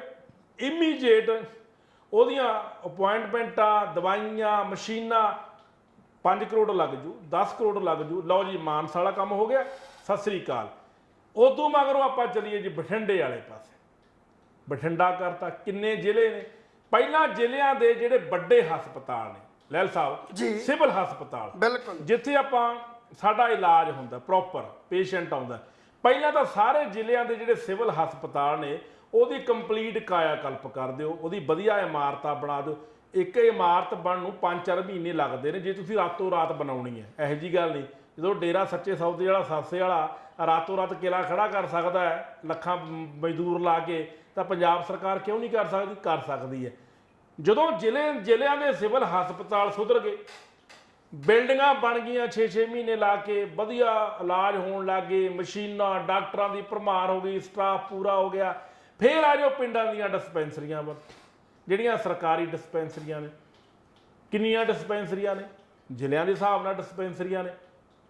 ਫਿਰ ਪ੍ਰਾਇਮਰੀ ਹੈਲਥ ਸੈਂਟਰ ਆ ਜਾਓ। ਇਸ ਕਾਇਆ ਕਲਪ ਨੂੰ 1 ਸਾਲ ਦਾ ਸਮਾਂ ਲੱਗਦਾ ਲਹਿਲ ਸਾਹਿਬ ਜੀ। ਸਾਲ ਦੇ ਵਿੱਚ ਮੰਨ ਲਓ ਤੁਸੀਂ 700 ਤੋਂ 800 ਕਰੋੜ ਰੁਪਈਆ ਸਿਰਫ ਸਿਹਤ ਸੇਵਾਵਾਂ ਤੇ ਖਰਚ ਕੀਤਾ, ਤਾਂ ਸਿਹਤ ਸੇਵਾਵਾਂ ਸੁਧਰ ਗਈ। ਹੁਣ ਪਰਸੋਂ ਮੁੱਖ ਮੰਤਰੀ ਭਗਵੰਤ ਸਿੰਘ ਮਾਨ ਨੇ ਗੱਲ ਕਹੀ ਹੈ ਵੀ ਜਿਹੜਾ ਉਹ ਅੰਸ਼ੁਮਨ ਕਾਰਡ ਹੈ ਜਿਹਦੇ ਗਰੀਬਾਂ ਦਾ ਇਲਾਜ ਹੁੰਦਾ ਹੈ, ਕਹਿੰਦਾ ਸਾਨੂੰ ਇੱਕ ਕਿੱਡਾ ਬੜਾ ਝੂਠ ਮਾਰਤਾ, ਅੱਗੇ ਸਾਨੂੰ ਲੋੜ ਹੀ ਨਹੀਂ ਪੈਣੀ ਪੰਜਾਬ ਦੇ ਲੋਕਾਂ ਨੂੰ। ਇਹੀ ਗੱਲ ਮੈਂ ਕਰਨ ਜਾਣਾ ਵੀ ਸਾਡੇ ਮੁਹੱਲਾ ਕਲੀਨਿਕ ਬਣ ਰਹੇ ਨੇ, ਸਾਰਾ ਇਲਾਜ ਉੱਥੇ ਹੋ ਜਾ ਕਰੂਗਾ। ਮੈਨੂੰ ਗੱਲ ਦੱਸੋ ਮਾਨ ਸਾਹਿਬ, ਕਿਸੇ ਨੂੰ ਸਰਜਰੀ ਦੀ ਲੋੜ ਆ, ਤੁਹਾਡੇ ਮੁਹੱਲਾ ਕਲੀਨਿਕ 'ਚ ਸਰਜਰੀ ਕਿਵੇਂ ਹੋ ਜੂ? 1-2 ਕਮਰਿਆਂ ਦਾ ਸੇਵਾ ਕੇਂਦਰ ਹੈ, ਸਿਰਫ 2 ਕਮਰਿਆਂ ਦਾ। ਝੂਠ ਤੇ ਮਾਰੋ, 2 ਕਮਰਿਆਂ ਦੇ ਵਿੱਚ ਹਿਸਾਬ ਨਾਲ ਮਾਰੋ। ਇਹ ਨਿਊਰੋਲੋਜੀ ਦੇ ਆਪਰੇਸ਼ਨ ਵੀ ਕਰੋਗੇ, ਤੁਸੀਂ ਹਾਰਟ ਦਾ ਆਪਰੇਸ਼ਨ ਵੀ ਕਰੋਗੇ, ਤੁਸੀਂ ਹੋਰ ਸਰਜਰੀਆਂ ਵੀ ਕਰੋਗੇ, ਤੁਸੀਂ ਡਾਕਟਰ ਵੀ ਬਿਠਾਓਗੇ। ਇਹ ਕਿਵੇਂ ਹੋ ਸਕਦਾ? 117 ਸਾਡੇ ਜਿਹੜੇ ਨੇ ਉਹ ਹਲਕੇ ਨੇ ਵਿਧਾਨ ਸਭਾ ਹਲਕੇ। ਇੱਕ ਗੱਲ ਕਰਾਂ ਮੁਹੱਲਾ ਕਲੀਨਿਕ ਦੀ ਬਿਲਡਿੰਗ ਇੱਕ ਸੁਵਿਧਾ ਸੈਂਟਰ ਦੀ ਬਿਲਡਿੰਗ 'ਚ ਹੈ, 2 ਕਮਰਿਆਂ ਦੀ 2 ਕਮਰਿਆਂ ਦੀ ਬਿਲਡਿੰਗ ਹੈ, ਇੱਕ ਬਾਥਰੂਮ ਹੈ। ਸੁਣੋ ਮੇਰੀ ਗੱਲ, ਨਾ ਤਾਂ ਬਾਹਰ ਕੋਈ ਸ਼ੈੱਡ ਹੈ ਮਰੀਜ਼ਾਂ ਦੇ ਖੜਨ ਵਾਸਤੇ, ਨਾ ਮਰੀਜ਼ਾਂ ਦੇ ਬੈਠਣ ਵਾਸਤੇ ਕੋਈ ਬਾਹਰ ਪ੍ਰਬੰਧ ਹੈ। ਮੰਨ ਲਓ 40 ਮਰੀਜ਼ਾਂ ਦੀ ਲੰਬੀ ਲਾਈਨ ਲੱਗ ਗਈ, ਤਾਂ 40 ਦੇ ਵਿੱਚੋਂ ਗਰਮੀ ਦੇ ਮਾਰੇ ਜਾਂ ਸਰਦੀ ਦੇ ਮਾਰੇ 2-4 ਤਾਂ ਵੈਸੇ ਹੀ ਮਰ ਜਾਣੇ ਨੇ ਠੰਡ ਨਾਲ ਜਾਂ ਗਰਮੀ ਨਾਲ। ਸੋ ਸਵਾਲ ਤਾਂ ਇਹ ਹੈ ਵੀ ਆਪਾਂ ਕਹਿ ਦਿੰਦੇ ਆ ਸਿਸਟਮ ਜਿਹੜਾ ਉਹਦੇ ਸੁਧਾਰ ਤੋਂ ਕੁਝ ਬਣਾਇਆ। ਹਸਪਤਾਲ ਤੇ ਦਵਾਈਆਂ ਨੂੰ ਤਰਸ ਰਹੇ ਨੇ, ਮਸ਼ੀਨਾਂ ਨੂੰ ਤਰਸ ਰਹੇ ਨੇ। ਇਹ ਸਾਰੀਆਂ ਗੱਲਾਂ ਜਿਹੜੀਆਂ ਉਹ ਤਾਂ ਅਸੀਂ ਤਣ 'ਚ ਕੱਸਦੇ ਆ ਵੀ ਸਰਕਾਰ ਨੂੰ ਸੁਧਾਰ ਕਰਨਾ ਚਾਹੀਦਾ। ਉਹਨਾਂ ਨੂੰ ਜ਼ਮੀਨੀ ਪੱਧਰ ਦੇ ਉੱਤੇ ਜਿਹੜਾ ਨਾ ਉਹ ਵੇਖ ਕੇ ਫੈਸਲੇ ਲੈਣੇ ਚਾਹੀਦੇ ਨੇ। ਛਾਪੇ ਮਾਰਨ ਨੂੰ ਕਿ ਜਦੋਂ ਮਰਜ਼ੀ ਮਾਰ ਲਓ ਤੁਸੀਂ, ਉਹ ਤਾਂ ਆਪਾਂ ਮਾਰ ਜਦੋਂ ਮਰਜ਼ੀ ਕਰੀ ਚੱਲੋ, ਉਹਦੇ ਨਾਲ ਕੋਈ ਸੁਧਾਰ ਨਹੀਂ ਹੋਣਾ। ਸੁਧਾਰ ਤੇ ਤਾਂ ਹੋਣਾ ਜੇ ਸੁਧਾਰ ਵਾਲੇ ਪਾਸੇ ਵਧਿਆ ਜਾਏ। ਹੁਣ ਤੁਸੀਂ ਯੂਨੀਵਰਸਿਟੀ ਦੀ ਗੱਲ ਕੀਤੀ, ਚਲੋ ਵੀਸੀ ਨੂੰ ਜਿਹੜਾ ਉਹ ਰਿਜ਼ਾਈਨ ਕਰ ਗਿਆ ਜੋ ਹੋਇਆ, ਪਰ ਉੱਥੇ ਉਹਨਾਂ ਦੇ ਕਹਿਣ ਦੇ ਕਿ 10 ਕਰੋੜ ਰੁਪਈਆ ਤੁਸੀਂ ਯੂਨੀਵਰਸਿਟੀ ਨੂੰ ਦੇ ਰਹੇ ਹੋ। ਹੁਣ 10 ਕਰੋੜ ਦੇ ਕਿ ਸਾਲ 'ਚ ਤਨਖਾਹਾਂ ਹੀ ਇੰਨੀਆਂ ਨੇ, ਉਹਨਾਂ ਤਨਖਾਹਾਂ ਹੀ ਬਿੱਲ ਇੰਨੇ ਦੇ ਬਣ ਜਾਂਦੇ ਨੇ। ਸੁਧਾਰ ਕਿੱਥੋਂ ਆਊਗਾ? ਬੈੱਡ ਕਿੱਥੋਂ ਆਉਣਗੇ? ਮਸ਼ੀਨਾਂ ਕਿੱਥੋਂ ਆਉਣਗੀਆਂ? ਉਹ ਤਾਂ ਆਉਣਗੀਆਂ ਵੀ ਜੇ ਤੁਹਾਡੇ ਬਜਟ ਦੇ ਵਿੱਚ ਤੁਸੀਂ ਪੈਸੇ ਰੱਖੇ ਨੇ। ਫਿਰ ਤੁਸੀਂ ਟੈਂਡਰ ਜੇ ਜਾ ਕੇ ਤੁਸੀਂ ਹੁਣ ਦਸੰਬਰ ਜਾ ਕੇ ਟੈਂਡਰ ਕਰੋਗੇ ਤਾਂ 3 ਮਹੀਨੇ ਦਾ ਟਾਈਮ ਰਹਿ ਗਿਆ। ਮਾਰਚ ਜਾ ਕੇ ਜਿਹੜਾ ਸਾਡਾ ਫਾਈਨੈਂਸ਼ੀਅਲ ਈਅਰ ਖਤਮ ਹੋ ਜਾਣਾ, ਉਹ ਕੀ ਫਾਇਦਾ ਉਹਦਾ? ਸਵਾਲ ਤਾਂ ਅੱਜ ਦੀ ਲੋੜ ਹੈ ਵੀ ਅੱਜ ਲੋਕਾਂ ਨੂੰ ਇਸ ਗੱਲ ਦੀ ਸੁਵਿਧਾ ਦੀ ਲੋੜ ਹੈ। ਅੱਜ ਤੁਸੀਂ ਲੋਕਾਂ ਨੂੰ ਦੇ ਕੀ ਰਹੇ ਹੋ? ਸਿਰਫ ਲਾਰੇ ਦੇ ਰਹੇ ਹੋ ਜਾਂ ਅਨਾਉਂਸਮੈਂਟਾਂ ਹੀ ਕਰੀ ਜਾਂਦੇ ਹੋ। ਹੁਣ ਜਿਹੜੀ ਇਹ ਅਨਾਉਂਸਮੈਂਟ ਤੁਸੀਂ ਆਯੁਸ਼ਮਾਨ ਜਿਹੜੀ ਯੋਜਨਾ ਸਕੀਮ ਹੈ, ਉਹ ਇਹ ਤੁਸੀਂ ਕਹਿ ਕੇ ਖਹਿੜਾ ਛਡਾ ਲਿਆ ਕਿ ਅੱਧੇ ਪੈਸੇ ਸਰਕਾਰ ਦਿੰਦੀ ਸੀ, ਪੰਜਾਬ ਸਰਕਾਰ, ਅੱਧੀ ਸੈਂਟਰ ਗਵਰਨਮੈਂਟ ਦਿੰਦੀ ਸੀ, ਜਦੋਂ ਕਿ ਸਭ ਤੋਂ ਵੱਡਾ ਝੂਠ ਹੈ। ਪੰਜਾਬ ਗਵਰਨਮੈਂਟ ਹੀ ਦਿੰਦੀ ਸੀ ਸਕੀਮ ਦੇ ਉੱਤੇ। ਇਹਦੇ ਉੱਤੇ ਸਿਰਫ ਤੁਸੀਂ ਇਹਦੀ ਇੰਸ਼ੋਰੈਂਸ ਕਰਾਈ ਸੀ ਲੋਕਾਂ ਦੇ, ਪੰਜਾਬ ਦੇ ਲੋਕਾਂ ਦੀ, ਸਿਰਫ ਸੁਵਿਧਾ ਦੇਣ ਵਾਸਤੇ। ਪਰ ਜਦੋਂ ਇੰਸ਼ੋਰੈਂਸ ਦੇ ਉਹਨਾਂ ਨੇ ਵੇਖਿਆ ਵੀ ਸਾਡੇ ਖਰਚੇ ਵਧ ਰਹੇ ਨੇ, ਉਹ ਕੰਪਨੀ ਭੱਜ ਗਈ। ਔਰ ਨਾ ਤੁਸੀਂ ਕੰਪਨੀ ਨੂੰ ਬਲੈਕ ਲਿਸਟ ਕੀਤਾ, ਉਹ ਚੁੱਪਚਾਪ ਕਰਕੇ ਆਪਣੇ ਪੈਸੇ ਲੈ ਕੇ ਗਾਂਹ ਗਈ ਤੁਹਾਡੇ ਤੋਂ, ਉਹਨੇ ਕੰਮ ਨਹੀਂ ਕੀਤਾ। ਹੁਣ ਜਿਹੜੇ ਹਸਪਤਾਲਾਂ ਦੇ ਪੈਸੇ ਨੇ, ਪ੍ਰਾਈਵੇਟ ਸੈਕਟਰ ਦੇ ਹਸਪਤਾਲ ਜਿਹੜੇ ਜਿਨ੍ਹਾਂ ਨੇ ਇਹ ਸਾਰਾ ਇਲਾਜ ਕੀਤਾ ਹੋਇਆ, ਹਾਂ ਜੇ ਕਿਸੇ ਹਸਪਤਾਲਾਂ ਨੇ ਬੇਈਮਾਨੀ ਕੀਤੀ ਹੈ ਤਾਂ ਉਹਨੂੰ ਇਨਵੈਸਟੀਗੇਟ ਕਰੋ, ਉਸ ਘਪਲੇ ਕੇ ਉਹਨਾਂ ਤੇ ਕੇਸ ਦਰਜ ਕਰੋ, ਇਨਕੁਆਇਰੀ ਕਰੋ। ਪਰ ਜਿਨ੍ਹਾਂ ਬੰਦਿਆਂ ਨੇ, ਜਿਹੜੇ ਹਸਪਤਾਲਾਂ ਨੇ, ਨਿੱਜੀ ਹਸਪਤਾਲਾਂ ਨੇ ਲੋਕਾਂ ਦਾ ਇਲਾਜ ਕੀਤਾ, ਉਹਨਾਂ ਦੀ ਪੇਮੈਂਟ ਪੈਂਡਿੰਗ ਹੈ। 32 ਸੈਕਟਰ ਦੀ ਪੈਂਡਿੰਗ ਪਈ ਹੈ। ਅਰੇ ਪੀਜੀ ਦੇ ਜਿਹੜਾ ਪੀਜੀਆਈ ਦਾ ਡਾਇਰੈਕਟਰ ਹੈ, ਉਹ ਪਰਸੋਂ ਇਹ ਗੱਲ ਕਹਿ ਰਿਹਾ ਸੀ ਵੀ ਭਾਵੇਂ ਕਿ ਸਾਡਾ ਵਿੱਤ ਮੰਤਰੀ ਕਹਿ ਰਿਹਾ ਮੈਂ ਪੈਸੇ ਦੇਤੇ ਆ, ਪਰ ਹੁਣ ਤੱਕ ਜਦੋਂ ਤੱਕ ਮੈਂ ਟੀਵੀ ਤੇ ਬੋਲ ਰਿਹਾ ਉਦੋਂ ਤੱਕ ਮੈਨੂੰ ਕੋਈ ਪੇਮੈਂਟ ਹੀ ਨਹੀਂ ਆਈ। ਪੀਜੀਆਈ ਦੇ ਡਾਇਰੈਕਟਰ ਦਾ ਬਿਆਨ ਹੈ ਕਿ ਮੈਨੂੰ ਪੇਮੈਂਟ ਹੀ ਨਹੀਂ ਆਈ, ਪੈਸੇ ਨਹੀਂ ਆਏ। ਪਰ ਮੈਨੂੰ ਸੈਂਟਰ ਸਰਕਾਰ ਦਾ ਜਿਹੜਾ ਸਿਹਤ ਮੰਤਰੀ ਹੈ ਉਹਦੇ ਵੱਲੋਂ ਅਧਿਕਾਰ ਦਿੱਤੇ ਗਏ ਨੇ ਵੀ ਮੈਂ ਆਯੁਸ਼ਮਾਨ ਜਿਹੜੀ ਸਕੀਮ ਹੈ ਇਹਦੇ ਤਹਿਤ ਇਲਾਜ ਜਿਹੜਾ ਉਹ ਸ਼ੁਰੂ ਪੰਜਾਬ ਦੇ ਲੋਕਾਂ ਦਾ ਕਰੂੰਗਾ। ਇਲਾਜ ਵਾਸਤੇ ਉਹ ਮੰਨਣਗੇ, ਪਰ ਸਵਾਲ ਦੇ ਵੀ ਹੁਣ ਗੱਲ ਹੋ ਗਈ ਹੈ, ਇਹ 'ਚ ਕੋਈ ਸ਼ੱਕ ਨਹੀਂ। ਹੁਣ ਗਾਂ ਪੇਮੈਂਟ ਕੌਣ ਦੇਊਗਾ ਇਹਦਾ ਕੁਝ ਨਹੀਂ ਪਤਾ। ਐਲਾਨ ਕਰਨੇ ਬਹੁਤ ਸੌਖੇ ਨੇ, ਅਸੀਂ ਬਹੁਤ ਵਾਰ ਕਹਿ ਚੁੱਕੇ ਹਾਂ ਵੀ ਐਲਾਨ ਘੱਟ ਕਰੋ, ਅਮਲ ਜ਼ਿਆਦਾ ਕਰੋ। ਜਦੋਂ ਤੱਕ ਤੁਸੀਂ ਅਮਲ ਜ਼ਿਆਦਾ ਨਹੀਂ ਕਰਦੇ, ਤੁਸੀਂ ਇਹ ਮਤ ਸੋਚੋ ਵੀ ਗੁਜਰਾਤ 'ਚ ਜਿਹੜੀ ਇਲੈਕਸ਼ਨ ਹੋ ਰਹੀ ਹੈ ਜਾਂ ਹਿਮਾਚਲ 'ਚ ਹੋ ਰਹੀ ਹੈ, ਤੁਸੀਂ ਇਹਨੂੰ ਮਾਡਲ ਬਣਾ ਕੇ ਪੇਸ਼ ਉੱਥੇ ਨਾ ਕਰੋ, ਕਿਉਂਕਿ ਤੁਹਾਡਾ ਉੱਥੇ ਦਾ ਜਿਹੜਾ ਮਾਡਲ ਤੁਸੀਂ ਪੇਸ਼ ਕਰਨ ਚਾਹੁੰਦੇ ਹੋ ਨਾ ਵੀ ਦਿੱਲੀ ਤੇ ਪੰਜਾਬ ਨੂੰ, ਤੇ ਜੇ ਕਿਤੇ ਪੰਜਾਬ ਦੇ ਲੋਕ ਸਤਾਏ ਹੋਏ ਇਹਨਾਂ ਦੋਵਾਂ ਸੂਬਿਆਂ ਜਾ ਕੇ ਰੈਲੀਆਂ ਕਰਨ ਲੱਗੇ ਤੇ ਤੁਹਾਡਾ ਆਪਣੇ ਆਪ ਹੀ ਜਲੂਸ ਨਿਕਲ ਜਾਣਾ। ਤੁਹਾਨੂੰ ਸ਼ਾਇਦ ਯਾਦ ਹੋਵੇ ਕੁਲਵੰਤ ਗਿੱਲ ਜੀ, ਜਦੋਂ ਇਹ ਇਲੈਕਸ਼ਨ ਚੱਲ ਰਹੀ ਸੀ ਤੇ ਦਿੱਲੀ ਦੇ ਉੱਤੋਂ ਟਰਾਂਸਪੋਰਟ ਕਾਮੇ ਜਿਹੜੇ ਸੀ, ਇੰਡਸਟਰੀ ਦੇ ਕਾਮੇ ਜਿਹੜੇ ਸੀ, ਉਹਨਾਂ ਦੀਆਂ ਜਥੇਬੰਦੀਆਂ ਦੇ ਪ੍ਰਧਾਨ ਤੇ ਸਕੱਤਰ ਤੇ ਹੋਰ ਬੰਦੇ ਪੰਜਾਬ 'ਚ ਇੱਥੇ ਆਏ ਸੀ, ਮੋਹਾਲੀ 'ਚ ਵੀ, ਜਿਨ੍ਹਾਂ ਦੀ ਅਸੀਂ ਇੰਟਰਵਿਊ ਕੀਤੀ ਸੀ ਟਰਾਂਸਪੋਰਟ ਕਾਮਿਆਂ ਦੀ, ਜਿਨ੍ਹਾਂ ਨੇ ਇਹ ਗੱਲ ਕਹੀ ਸੀ ਵੀ ਤੁਸੀਂ ਭੁਲੇਖੇ ਜਾ ਗਏ ਹੋ ਆਮ ਆਦਮੀ ਪਾਰਟੀ ਦੇ, ਤੁਸੀਂ ਕੇਜਰੀਵਾਲ ਦੇ ਝੂਠ 'ਚ ਫਸ ਗਏ ਹੋ, ਕਿਉਂਕਿ ਜਿਹੜੀਆਂ ਗੱਲਾਂ ਇੱਥੇ ਕਹਿ ਰਿਹਾ ਉਹਨਾਂ ਨੂੰ ਦਿੱਲੀ 'ਚ ਲਾਗੂ ਨਹੀਂ ਕਰ ਰਿਹਾ ਉਹ। ਅਸੀਂ ਉੱਥੇ 12-12 ਸਾਲ ਦੇ ਬੰਦੇ ਬੈਠੇ ਆ, ਤੇ ਜਦੋਂ ਅਸੀਂ ਸਰਕਾਰ ਬਣਨ ਲੱਗੀ ਕੇਜਰੀਵਾਲ ਦੀ ਤਾਂ ਇਹਨੇ ਭਰੋਸਾ ਦਿੱਤਾ ਸੀ ਕਿ ਅਸੀਂ ਟਰਾਂਸਪੋਰਟ ਕਾਮੇ ਜਿਹੜੇ ਪ੍ਰਾਈਵੇਟ ਸੈਕਟਰ ਦੇ ਨੇ ਉਹਨਾਂ ਨੂੰ ਆਪਣੇ ਸਰਕਾਰੀ ਅਨਾਉਂਸ ਕਰਾਂਗੇ ਤੇ ਸਰਕਾਰੀ ਤੌਰ ਦੇ ਉੱਤੇ ਉਹਨਾਂ ਦੀਆਂ ਅਟੈਂਡੈਂਸ ਲੱਗੇ ਕਿ ਪੱਕੇ ਕਰ ਦਿੱਤੇ ਜਾਵਾਂਗੇ।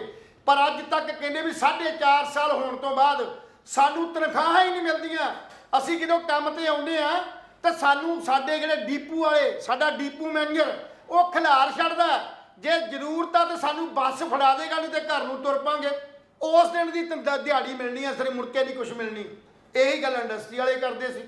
ਤੇ ਅੱਜ ਪੰਜਾਬ ਦੇ ਅੰਦਰ ਕੀ ਹੋਇਆ, ਪੰਜਾਬ ਦੀ ਪਨ ਬੱਸ, ਪੰਜਾਬ ਦੀ ਜਿਹੜੀ ਹੈ ਪੰਜਾਬ ਰੋਡਵੇਜ਼, ਇਹ 14 ਤੇ 15 ਨੂੰ ਜਿਹੜਾ ਉਹ ਡੀਪੂ ਬੰਦ ਕਰਨ ਜਾ ਰਹੇ ਨੇ, ਔਰ ਨਾਲ ਜਿਹੜੇ ਮਿੰਨੀ ਬੱਸ ਵਾਲੇ ਨੇ, ਮਿੰਨੀਆਂ ਬੱਸਾਂ ਵਾਲੇ ਪ੍ਰਾਈਵੇਟ ਟਰਾਂਸਪੋਰਟਰ, ਉਹ ਆਪਣੀਆਂ ਬੱਸਾਂ ਸਾੜਨ ਨੂੰ ਤਿਆਰ ਹੋ ਗਏ ਨੇ, ਰੋਕਣ ਨੂੰ ਤਿਆਰ ਹੋ ਗਏ ਨੇ। ਉਹ ਐਕਚੁਅਲੀ ਮੁਫਤ ਸਕੀਮ ਨੇ, ਪੱਠਾ ਪਟਾ ਦੇ ਮੁਫਤ ਸਕੀਮ ਦਿਓ, ਪਰ ਘੱਟੋ ਘੱਟ ਉਹਨਾਂ ਦੇ ਰੁਜ਼ਗਾਰ ਦਾ ਵੀ ਖਿਆਲ ਤਾਂ ਰੱਖੋ। ਉਹਨਾਂ ਨੇ ਵੀ ਕਰਜ਼ੇ ਚੁੱਕ ਕੇ ਬੈਂਕਾਂ ਤੋਂ ਮਿੰਨੀ ਟਰਾਂਸਪੋਰਟ ਜਿਹੜੀ ਆ ਮਿੰਨੀ ਬੱਸਾਂ ਪਾਈਆਂ ਨੇ, ਉਹਨਾਂ ਨੂੰ ਵੀ ਤੁਸੀਂ ਰੂਟ ਪਰਮਿਟ ਦਿੱਤੇ ਹੋਏ ਨੇ, ਉਹਨਾਂ ਨੇ ਵੀ ਟੈਕਸ ਭਰੇ ਨੇ, ਉਹਨਾਂ ਦੇ ਰੁਜ਼ਗਾਰ ਦਾ ਵੀ ਪ੍ਰਬੰਧ ਹੋਣਾ ਚਾਹੀਦਾ। ਸੋ ਕਹਿਣ ਦਾ ਭਾਵ ਅੱਜ ਸਾਰੇ ਪਾਸੇ, ਚਾਹੇ ਉਹ ਕਿਸਾਨ ਜਥੇਬੰਦੀਆਂ ਨੇ, ਕਿਸਾਨ ਜਥੇਬੰਦੀਆਂ ਜਿਹੜੀਆਂ ਉਹ ਸੜਕ ਤੇ ਆ ਚੁੱਕੀਆਂ ਨੇ, ਭਾਵੇਂ ਤੁਸੀਂ ਕੁਝ ਸਮੇਂ ਲਈ ਉਹਨੂੰ ਟਾਲ ਦਿੱਤਾ, ਪਰ ਇਹ ਮਸਲਾ ਅਜੇ ਹੱਲ ਹੋਣ ਵਾਲਾ ਨਹੀਂ। ਟੀਚਰ ਨੇ, ਬਿਜਲੀ ਕਾਮੇ ਨੇ, ਕੱਲ ਬਿਜਲੀ ਬੋਰਡ ਦੇ ਸਮੁੱਚੇ ਮੀਟਰ ਰੀਡਰਾਂ ਨੇ, ਜਿਹੜੇ ਸਾਡੇ ਹਰਭਜਨ ਸਿੰਘ ਈਟੀਓ ਜਿਹੜੇ ਬਿਜਲੀ ਮੰਤਰੀ ਲਾਏ ਨੇ, ਉਹਦੀ ਕੋਠੀ ਦੇ ਮੂਹਰੇ ਧਰਨਾ ਦੇ ਰਹੇ ਸੀ, ਉਹਦੇ ਖਿਲਾਫ ਰੌਲਾ ਪਾ ਰਹੇ ਸੀ, ਮੰਗ ਕਰ ਰਹੇ ਸੀ ਵੀ ਜਿਹੜੀ ਆਊਟਸੋਰਸਿੰਗ ਤੇ ਬਿਜਲੀ ਦੇ ਸਾਡੇ ਜਿਹੜੇ ਮੀਟਰ ਰੀਡਰ ਨੇ, ਜਿਨ੍ਹਾਂ ਨੂੰ ਤੁਸੀਂ ਆਊਟਸੋਰਸਿੰਗ ਵਾਲਿਆਂ ਨੂੰ 11 ਰੁਪਏ ਪਰ ਰੀਡਿੰਗ ਦਿੰਦੇ ਹੋ, ਔਰ ਉਹੀ ਜਿਹੜਾ ਆਊਟਸੋਰਸਿੰਗ ਵਾਲਾ ਜਿਹੜਾ ਪ੍ਰਾਈਵੇਟ ਠੇਕੇਦਾਰ ਹੈ, ਉਹ ਇੱਕ ਮੀਟਰ ਰੀਡਰ ਨੂੰ ਜਿਹੜਾ ਕਿ ਡਿਪਲੋਮਾ ਹੋਲਡਰ ਹੈ ਜਾਂ ਜਿਹੜਾ ਮੈਟ੍ਰਿਕ ਕਰਨ ਤੋਂ ਬਾਅਦ ITI ਪਾਸ ਹੈ, ਉਹਨੂੰ 2 ਰੁਪਏ 75 ਪੈਸੇ ਕਿ 2 ਰੁਪਏ 30 ਪੈਸੇ ਜਿਹੜਾ ਉਹ ਇੱਕ ਰੀਡਿੰਗ ਦੇ ਦਿੰਦਾ। ਸੋ ਜੇ ਉਹ ਜਿੰਨੀਆਂ ਵੀ ਰੀਡਿੰਗ ਮਹੀਨੇ 'ਚ ਲੈ ਆਉਣਗੇ 8 ਜਾਂ 10 ਹਜ਼ਾਰ ਤੋਂ ਵੱਧ ਉਹਨੂੰ ਤਨਖਾਹ ਨਹੀਂ ਬਣਦੀ ਉਹਨਾਂ ਦੀ। ਸੋ ਮੰਗ ਕੀਤੀ ਗਈ ਬਿਜਲੀ ਬੋਰਡ ਤੋਂ ਤੇ ਮੰਤਰੀ ਤੋਂ ਵੀ ਤੁਸੀਂ ਇਹ ਠੇਕਾ ਖਤਮ ਕਰਕੇ, ਆਊਟਸੋਰਸਿੰਗ ਖਤਮ ਕਰਕੇ ਮੀਟਰ ਰੀਡਰਾਂ ਨੂੰ ਬਿਜਲੀ ਬੋਰਡ 'ਚ ਭਰਤੀ ਕਰੋ ਜੀ। ਸੋ ਕਹਿਣ ਦਾ ਭਾਵ ਇਹ ਆ ਵੀ ਆਪਾਂ ਬੜਾ ਕੁਛ ਦਿਖਾਉਣ ਵਾਲਾ ਕੁਝ ਹੋਰ ਹੈ, ਅੰਦਰ ਜਿਹੜਾ ਸਿਸਟਮ ਹੈ ਉਹ ਹੋਰ ਹੈ। ਸੋ ਅਸੀਂ ਜਿਹੜਾ ਆਮ ਆਦਮੀ ਪਾਰਟੀ ਨੂੰ ਕੋਈ ਇਸ ਕਰਕੇ ਨਿੰਦਦੇ ਨਹੀਂ ਵੀ ਸਾਡੇ ਕੋਲ ਵਿਰੋਧੀ ਨੇ, ਅਸੀਂ ਵੀ ਆਮ ਆਦਮੀ ਪਾਰਟੀ ਨੂੰ ਵੋਟਾਂ ਪਾਈਆਂ, ਅਸੀਂ ਵੀ ਇਸ ਸੁਧਾਰ ਦੇ ਹਿੱਸਾ ਬਣੇ ਨੇ ਵੀ ਸਾਨੂੰ ਬਦਲਾਅ ਚਾਹੀਦਾ ਸੀ, ਕਿਉਂਕਿ ਅਸੀਂ ਬਹੁਤ ਲੰਮਾ ਸਮਾਂ ਉਹਨਾਂ ਰਵਾਇਤੀ ਪਾਰਟੀਆਂ ਤੋਂ ਲੁੱਟ ਦੇ ਸ਼ਿਕਾਰ ਹੁੰਦੇ ਰਹੇ ਹਾਂ। ਅਸੀਂ ਵੀ ਇਸ ਪ੍ਰਬੰਧ ਦੇ ਹਿੱਸੇਦਾਰ ਸੀ। ਸੋ ਸਾਡੇ ਵੱਲ ਯਤਨ ਹੈ ਕਿ ਆਉਣ ਵਾਲੇ ਸਮੇਂ 'ਚ ਬਦਲਾਅ ਦੀ ਜਿਹੜੀ ਗੱਲ ਕੀਤੀ ਸੀ, ਇੱਕ ਨਵਾਂ ਬਦਲਾਅ ਜਿਹੜਾ ਉਹ ਦੇਖਣ ਨੂੰ ਅਜੇ ਤੱਕ ਨਹੀਂ ਮਿਲਿਆ। ਸੋ ਇਸ ਕਰਕੇ ਆਮ ਆਦਮੀ ਪਾਰਟੀ ਆਪਣੇ ਪ੍ਰੋਗਰਾਮਾਂ 'ਚ ਸੁਧਾਰ ਲਿਆਵੇ, ਆਪਣੀ ਨੀਤੀਆਂ 'ਚ ਸੁਧਾਰ ਲਿਆਵੇ, ਆਪਣੇ ਪ੍ਰੋਗਰਾਮ ਇਸ ਢੰਗ ਦੀਆਂ ਨੀਤੀਆਂ ਤੇ ਪ੍ਰੋਗਰਾਮ ਬਣ ਜਿਹਦੇ ਨਾਲ ਪੰਜਾਬ ਜਿਹੜਾ ਵਿਕਾਸ ਦੇ ਰਾਹ ਤੇ ਪਵੇ। ਟੀਚਰ, ਅਧਿਆਪਕ ਜਾਂ ਜਿਹੜੇ ਬਿਜਲੀ ਕਰਮਚਾਰੀ, ਕਿਸਾਨ, ਮਜ਼ਦੂਰ ਜਾਂ ਹੋਰ ਮੁਲਾਜ਼ਮ ਨੇ, ਇਹਨਾਂ ਧਿਰਾਂ ਨਾਲ ਮੀਟਿੰਗਾਂ ਕਰਕੇ ਇਹਨਾਂ ਦੇ ਮਸਲੇ ਜਿਹੜੇ ਨੇ ਉਹ ਹੱਲ ਕੀਤੇ ਜਾਣ, ਤਾਂ ਕਿ ਵਿਕਾਸ ਜਿਹੜਾ ਉਹ ਇਹਨਾਂ ਦੇ ਥਰੂ ਹੋਣਾ। ਜੇ ਅੱਜ ਡੀਸੀ ਦਫ਼ਤਰ ਦੇ ਕਾਮੇ ਬਾਹਰ ਹੜਤਾਲ ਤੇ ਬਹਿ ਜਾਣਗੇ ਤੇ ਡੀਸੀ ਸਾਹਿਬ ਇਕੱਲਾ ਕੀ ਕਰੇਗਾ? ਬਿਲਕੁਲ ਐਲ ਸਾਹਿਬ, ਬਿਲਕੁਲ। ਜੇ ਪੁਲਿਸ ਕਰਮਚਾਰੀ ਹੜਤਾਲ ਤੇ ਚਲੇ ਗਏ ਤੇ ਪੁਲਿਸ ਕਰਮਚਾਰੀ ਦਾ ਐਸਐਚਓ ਜਾਂ ਐਸਐਸਪੀ ਕੀ ਕਰੇਗਾ? ਇਸੇ ਤਰ੍ਹਾਂ ਬਾਕੀ ਵੱਖ-ਵੱਖ ਜਿਹੜੇ ਡਿਪਾਰਟਮੈਂਟ ਨੇ, ਜਿਹੜੇ ਅਦਾਰੇ ਨੇ, ਜੇ ਉਹਨਾਂ 'ਚ ਚਾਹੇ ਤੁਸੀਂ ਲੱਖ ਯਤਨ ਕਰ ਲਓ, ਛਾਪੇ ਮਾਰ ਲਓ, ਐਬਸੈਂਟਾਂ ਕਰ ਦਿਓ, ਤਨਖਾਹਾਂ ਕੱਟ ਲਓ, ਪਰ ਜੇ ਉਹ ਮਾਨਸਿਕ ਤੌਰ ਤੇ ਸੰਤੁਸ਼ਟ ਨਹੀਂ ਹੈ ਤੇ ਪੰਜਾਬ ਦਾ ਵਿਕਾਸ ਨਹੀਂ ਹੋ ਸਕਦਾ।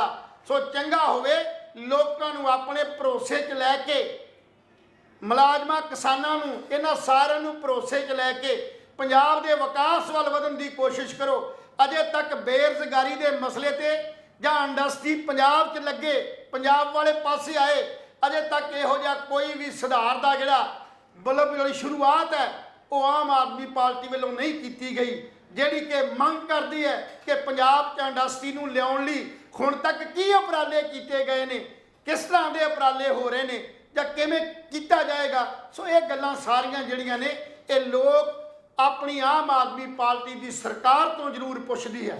ਜੀ ਬਿਲਕੁਲ ਜੀ। ਸੋ ਦੋਸਤੋ, ਜ਼ਿੰਦਗੀ ਦੇ ਵਿੱਚ ਬਹੁਤ ਕੁਝ ਹੈ ਔਰ ਪੰਜਾਬ ਸਰਕਾਰ ਨੂੰ ਬੜੀ ਮਿਹਨਤ ਕਰਨ ਦੀ ਲੋੜ ਹੈ, ਪੰਜਾਬ ਸਰਕਾਰ ਨੂੰ ਬੜੇ ਕੰਮ ਕਰਨ ਦੀ ਲੋੜ ਹੈ। ਸਮਾਂ ਇਹਨਾਂ ਕੋਲੇ ਬਹੁਤ ਹੈ ਪ੍ਰਮਾਤਮਾ ਦੀ ਕਿਰਪਾ ਦੇ ਨਾਲ, ਔਰ ਅਸੀਂ ਚਾਹੁੰਦੇ ਹਾਂ ਕਿ ਆਮ ਆਦਮੀ ਪਾਰਟੀ ਕੰਮ ਕਰੇ, ਕਾਇਆ ਕਲਪ ਕਰੇ।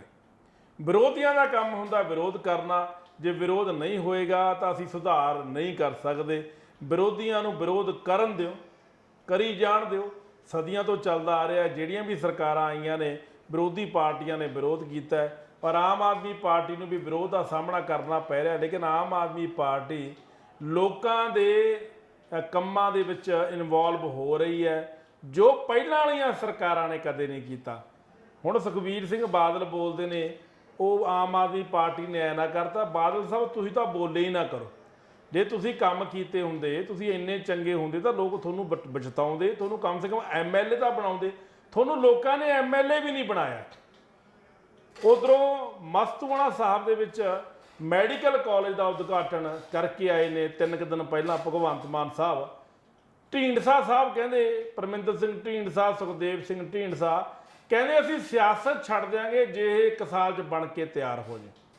ਮੈਨੂੰ ਇੱਕ ਗੱਲ ਸਮਝ ਨਹੀਂ ਆਉਂਦੀ ਵੀ ਹਲੇ ਵੀ ਤੁਸੀਂ ਸਿਆਸਤ 'ਚ ਹੈਗੇ ਹੋ। ਐਮਐਲਏ ਤੁਹਾਨੂੰ ਨਹੀਂ ਬਣਾਇਆ ਲੋਕਾਂ ਨੇ, ਲੋਕ ਤੁਹਾਨੂੰ ਵੋਟਾਂ ਨਹੀਂ ਪਾਉਂਦੇ, ਤੁਸੀਂ ਹਜੇ ਵੀ ਇਹ ਸੋਚੀ ਜਾਂਦੇ ਵੀ ਤੁਸੀਂ ਕੋਈ ਸਿਆਸਤਦਾਨ ਹੋ। ਸਿਆਸਤਦਾਨ ਉਹ ਹੁੰਦਾ ਜਿਹਨੂੰ ਲੋਕ ਪਿਆਰ ਕਰਨ। ਨਾ ਪਰਮਿੰਦਰ ਸਿੰਘ ਢੀਂਡਸਾ ਨੂੰ ਸਿਆਣਿਆਂ ਲੋਕਾਂ ਨੇ, ਨਾ ਸੁਖਦੇਵ ਸਿੰਘ ਢੀਂਡਸਾ ਨੂੰ ਸਿਆਣਿਆ। ਤੁਹਾਡੀ ਤਾਂ ਮਿੱਟੀ ਪਲੀਤ ਕਰਤੀ ਸੰਗਰੂਰ ਵਾਲਿਆਂ ਨੇ, ਧੂਰੀ ਵਾਲਿਆਂ ਨੇ। ਫਿਰ ਤੁਸੀਂ ਕਾਹਦੀ ਸਿਆਸਤ ਛੱਡੋਗੇ? ਇਹ ਜਿਹੜਾ ਸਿਆਸਤ ਛੱਡਣ ਵਾਲਾ ਕੰਮ ਹੈ ਨਾ, ਇਹਨੂੰ ਨਾ ਕਰਿਆ ਕਰੋ। ਸੁਖਪਾਲ ਸਿੰਘ ਖਹਿਰਾ ਵੀ ਕਹਿੰਦਾ ਸੀ ਵੀ ਮੈਂ ਕਾਂਗਰਸ 'ਚ ਸ਼ਾਮਲ ਨਹੀਂ ਹੁੰਦਾ, ਥੁੱਕੇ ਨਹੀਂ ਮੈਂ ਚੱਟਦਾ। ਫਿਰ ਜਦੋਂ ਕਿਸੇ ਪੱਤਰਕਾਰ ਨੇ ਇੰਟਰਵਿਊ ਕਰੀ, ਫਿਰ ਕਹਿੰਦਾ ਮੈਂ ਕੀ ਕਰਦਾ, ਮੇਰੇ ਕੋਲ ਕੋਈ ਵਿਕਲਪ ਨਹੀਂ ਸੀ, ਮੈਂ ਦੁਬਾਰੇ ਫਿਰ ਕਾਂਗਰਸ 'ਚ ਆ ਗਿਆ।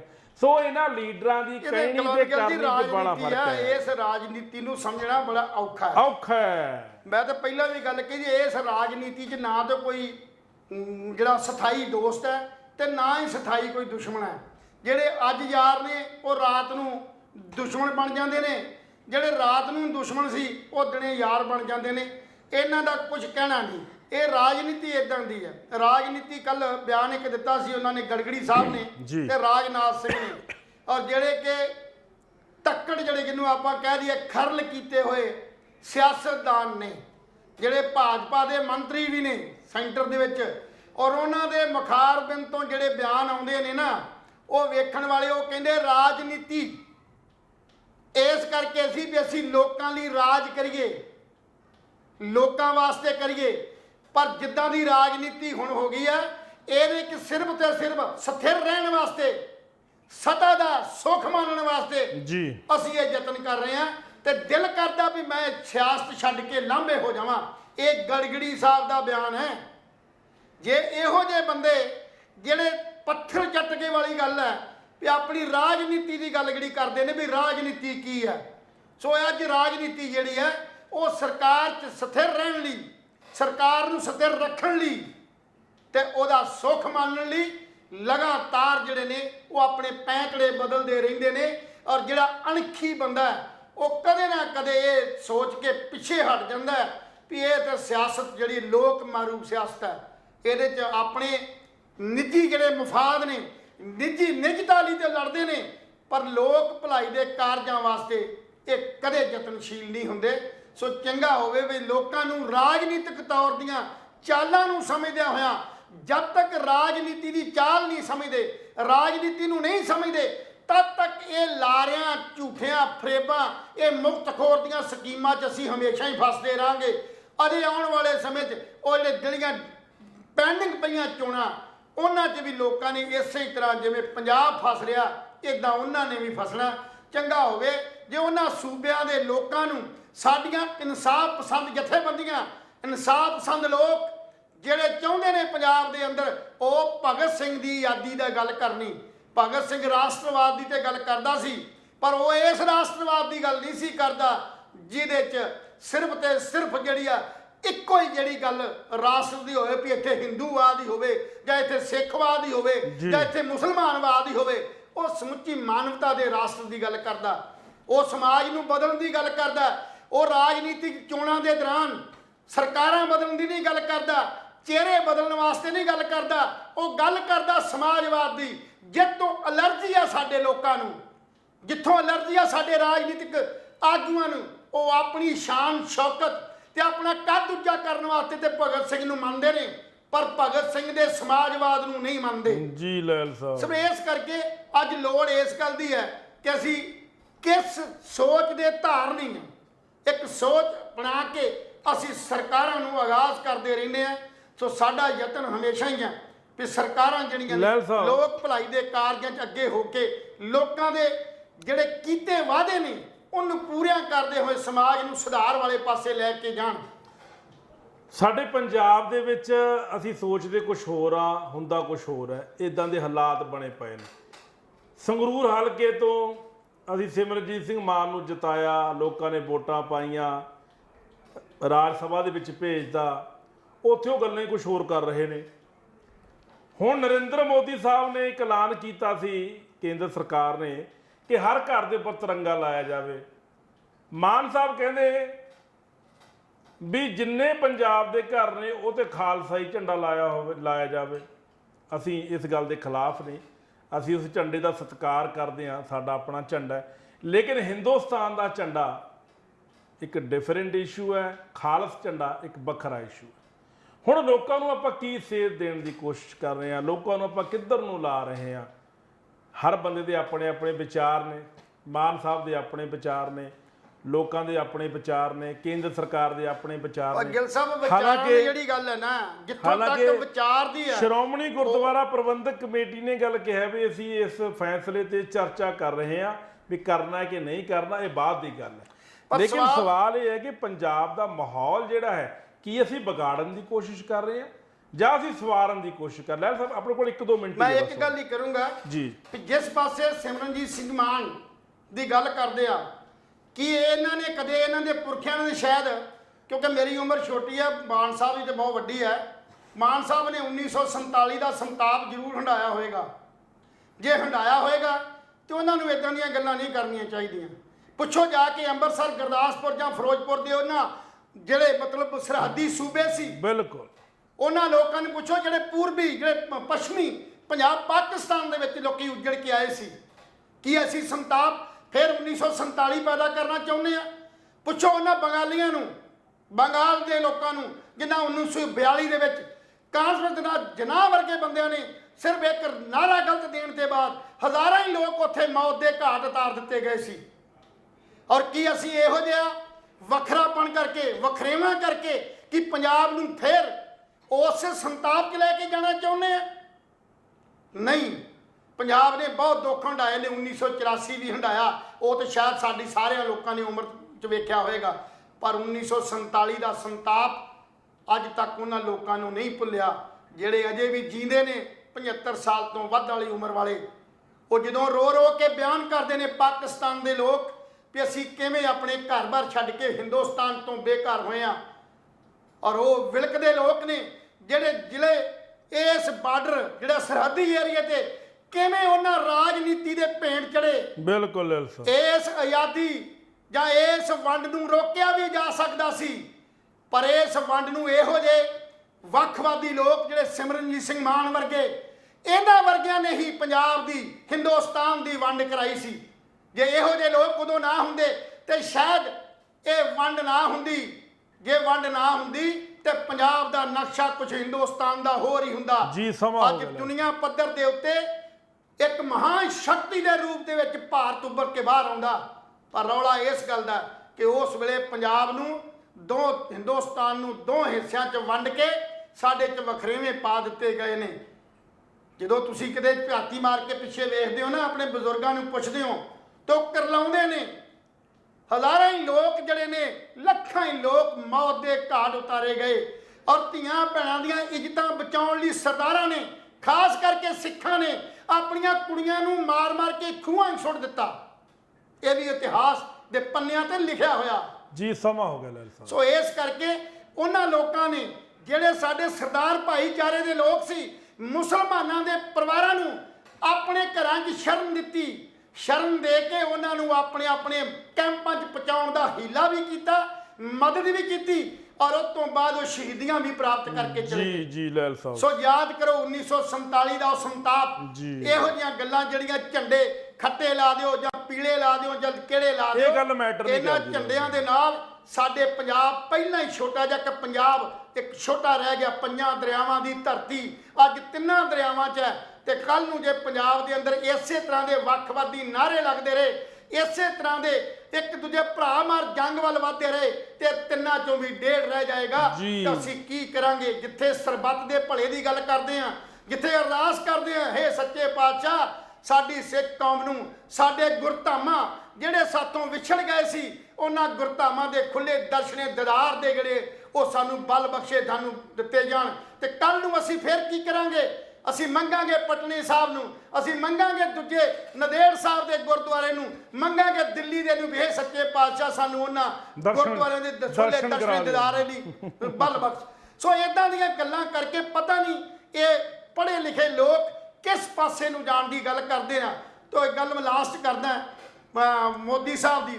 ਮੋਦੀ ਸਾਹਿਬ ਕਿਸੇ ਨੇ ਇੱਕ ਪਾਈ ਸੀ, ਸਮਾਂ ਖਤਮ ਹੋ ਗਿਆ, ਬਸ ਇੱਕ ਸੈਕਿੰਡ, ਵੀ ਘਰ ਘਰ ਤਿਰੰਗਾ ਲਾਓ। ਘਰ ਘਰ ਤਿਰੰਗਾ ਜਿਹੜਾ ਹੋਣਾ ਚਾਹੀਦਾ, ਲੱਗਣਾ ਚਾਹੀਦਾ, ਲਹਿਰਾਉਣਾ ਚਾਹੀਦਾ, ਜ਼ਰੂਰੀ ਹੈ। ਪਰ ਸਵਾਲ ਤੇ ਇਸ ਗੱਲ ਦਾ, ਤਿਰੰਗੇ ਤੇ ਸਾਡੇ ਕੋ ਹੈ, ਝੰਡੇ ਸਾਡੇ ਕੋ ਹੈ ਤਿਰੰਗੇ, ਪਰ ਸਾਡੇ ਕੋ ਘਰ ਨਹੀਂ ਹੈ। ਸਾਨੂੰ ਘਰ ਕੌਣ ਦੇਗਾ? ਉਹ ਹਜ਼ਾਰਾਂ ਤੇ ਲੱਖਾਂ ਲੋਕ ਜਿਹੜੇ ਬੇਘਰ ਨੇ, ਉਹ ਕਿਹੜੇ ਘਰ ਤੇ ਝੰਡਾ ਚਲਾਉਣ? ਚੰਗਾ ਹੋਵੇ ਜੇ ਇਸ ਝੰਡੇ ਦੇ ਨਾਲ ਨਾਲ ਉਹਨਾਂ ਗਰੀਬ ਲੋਕਾਂ ਨੂੰ ਜਿਹੜੇ ਬੇਘਰ ਨੇ, ਜਿਹੜੇ ਅੱਜ ਵੀ ਕਿਰਾਇਆਂ ਤੇ ਰਹਿੰਦੇ ਨੇ, ਜਿਨ੍ਹਾਂ ਕੋਈ ਛੱਤ ਨਹੀਂ ਹੈ, ਉਹਨਾਂ ਨੂੰ ਵੀ ਕਿਤੇ ਘਰ ਦੇ ਦਿਓ। ਤੇ ਫਿਰ ਅਸੀਂ ਵੀ ਸੋਚਾਂਗੇ ਵੀ ਅਸੀਂ ਵੀ ਆਜ਼ਾਦ ਮੁਲਕ ਦੇ ਵਾਸੀ ਹਾਂ। ਜੀ ਲੈਲ ਸਾਹਿਬ, ਬਿਲਕੁਲ ਜੀ, ਤੁਹਾਡਾ ਬਹੁਤ ਬਹੁਤ ਸ਼ੁਕਰੀਆ।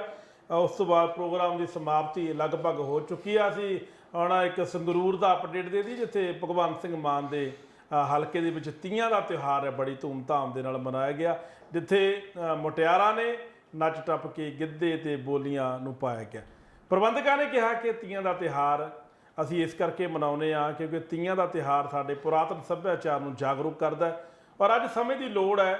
ਮਾਡਰਨ ਯੁੱਗ ਦੇ ਵਿੱਚ ਤੀਆਂ ਲੱਗਣੀਆਂ, ਗੁਲਗੁਲੇ, ਖੀਰ, ਮਾਲਪੂੜਿਆਂ ਦੇ ਲੰਗਰ ਲੱਗਣੇ, ਇਹ ਬਹੁਤ ਜ਼ਰੂਰੀ ਨੇ ਤਾਂ ਜੋ ਸਾਡੀ ਆਉਣ ਵਾਲੀ ਜਨਰੇਸ਼ਨ ਨੂੰ ਦੱਸਿਆ ਜਾ ਸਕੇ ਕਿ ਤੀਆਂ ਦੀ ਮਹੱਤਤਾ ਕੀ ਆ, ਉਹ ਤੀਆਂ ਕਿਉਂ ਮਨਾਈ ਜਾਂਦੀਆਂ। ਕੁਝ ਨਾਂ ਨੇ ਮੇਰੇ ਕੋਲ ਲਿਖੇ, ਜਿਹਦੇ ਵਿੱਚ ਤੀਆਂ ਦੇ ਵਿੱਚ ਸ਼ਾਮਲ ਹੋਈ ਹੈ ਪਰਮਜੀਤ ਕੌਰ, ਬਲਜੀਤ ਕੌਰ, ਸੀਮਾ ਰਾਣੀ, ਬਲਜਿੰਦਰ ਕੌਰ, ਰਣਜੀਤ ਕੌਰ, ਰਿਪੂਜੀਤ ਕੌਰ, ਰਮਿੰਦਰਜੀਤ ਸ਼ਰਮਾ, ਪ੍ਰਵੀਨ ਗਰਗ ਅਤੇ ਗੁਰਮੀਤ। ਇਹ ਰੀਟਾ ਬਾਂਸਲ ਜੀ, ਇਹ ਵੀ ਇੱਥੇ ਹਾਜ਼ਰ ਹੋਏ ਸੀ। ਇਸ ਤਰ੍ਹਾਂ ਦਾ ਇੱਕ ਤਰ੍ਹਾਂ ਦਾ ਹੋਰ ਜਿਹੜਾ ਹੈਗਾ ਉਹ ਪ੍ਰੋਗਰਾਮ ਉੱਥੇ ਕਰਵਾਇਆ ਗਿਆ। 2 ਪ੍ਰੋਗਰਾਮ ਜਿਹੜੇ ਨੇ ਉਹ ਕਰਵਾਏ ਗਏ। ਉਹਦੇ ਵਿੱਚ ਪੂਨਮ ਗਰਗ, ਚੇਤਨ, ਗੀਤੂ, ਮੀਨੂ, ਕਿਰਨ, ਗਗਨ, ਨੀਰੂ, ਰਾਧਿਕਾ ਇਹ ਵੀ ਸ਼ਾਮਲ ਹੋਏ, ਔਰ ਉਹਨਾਂ ਨੇ ਵੀ ਜਿਹੜਾ ਹੈਗਾ ਇਹ ਤੀਆਂ ਦਾ ਤਿਉਹਾਰ ਬੜਾ ਧੂਮਧਾਮ ਦੇ ਨਾਲ ਮਨਾਇਆ ਗਿਆ।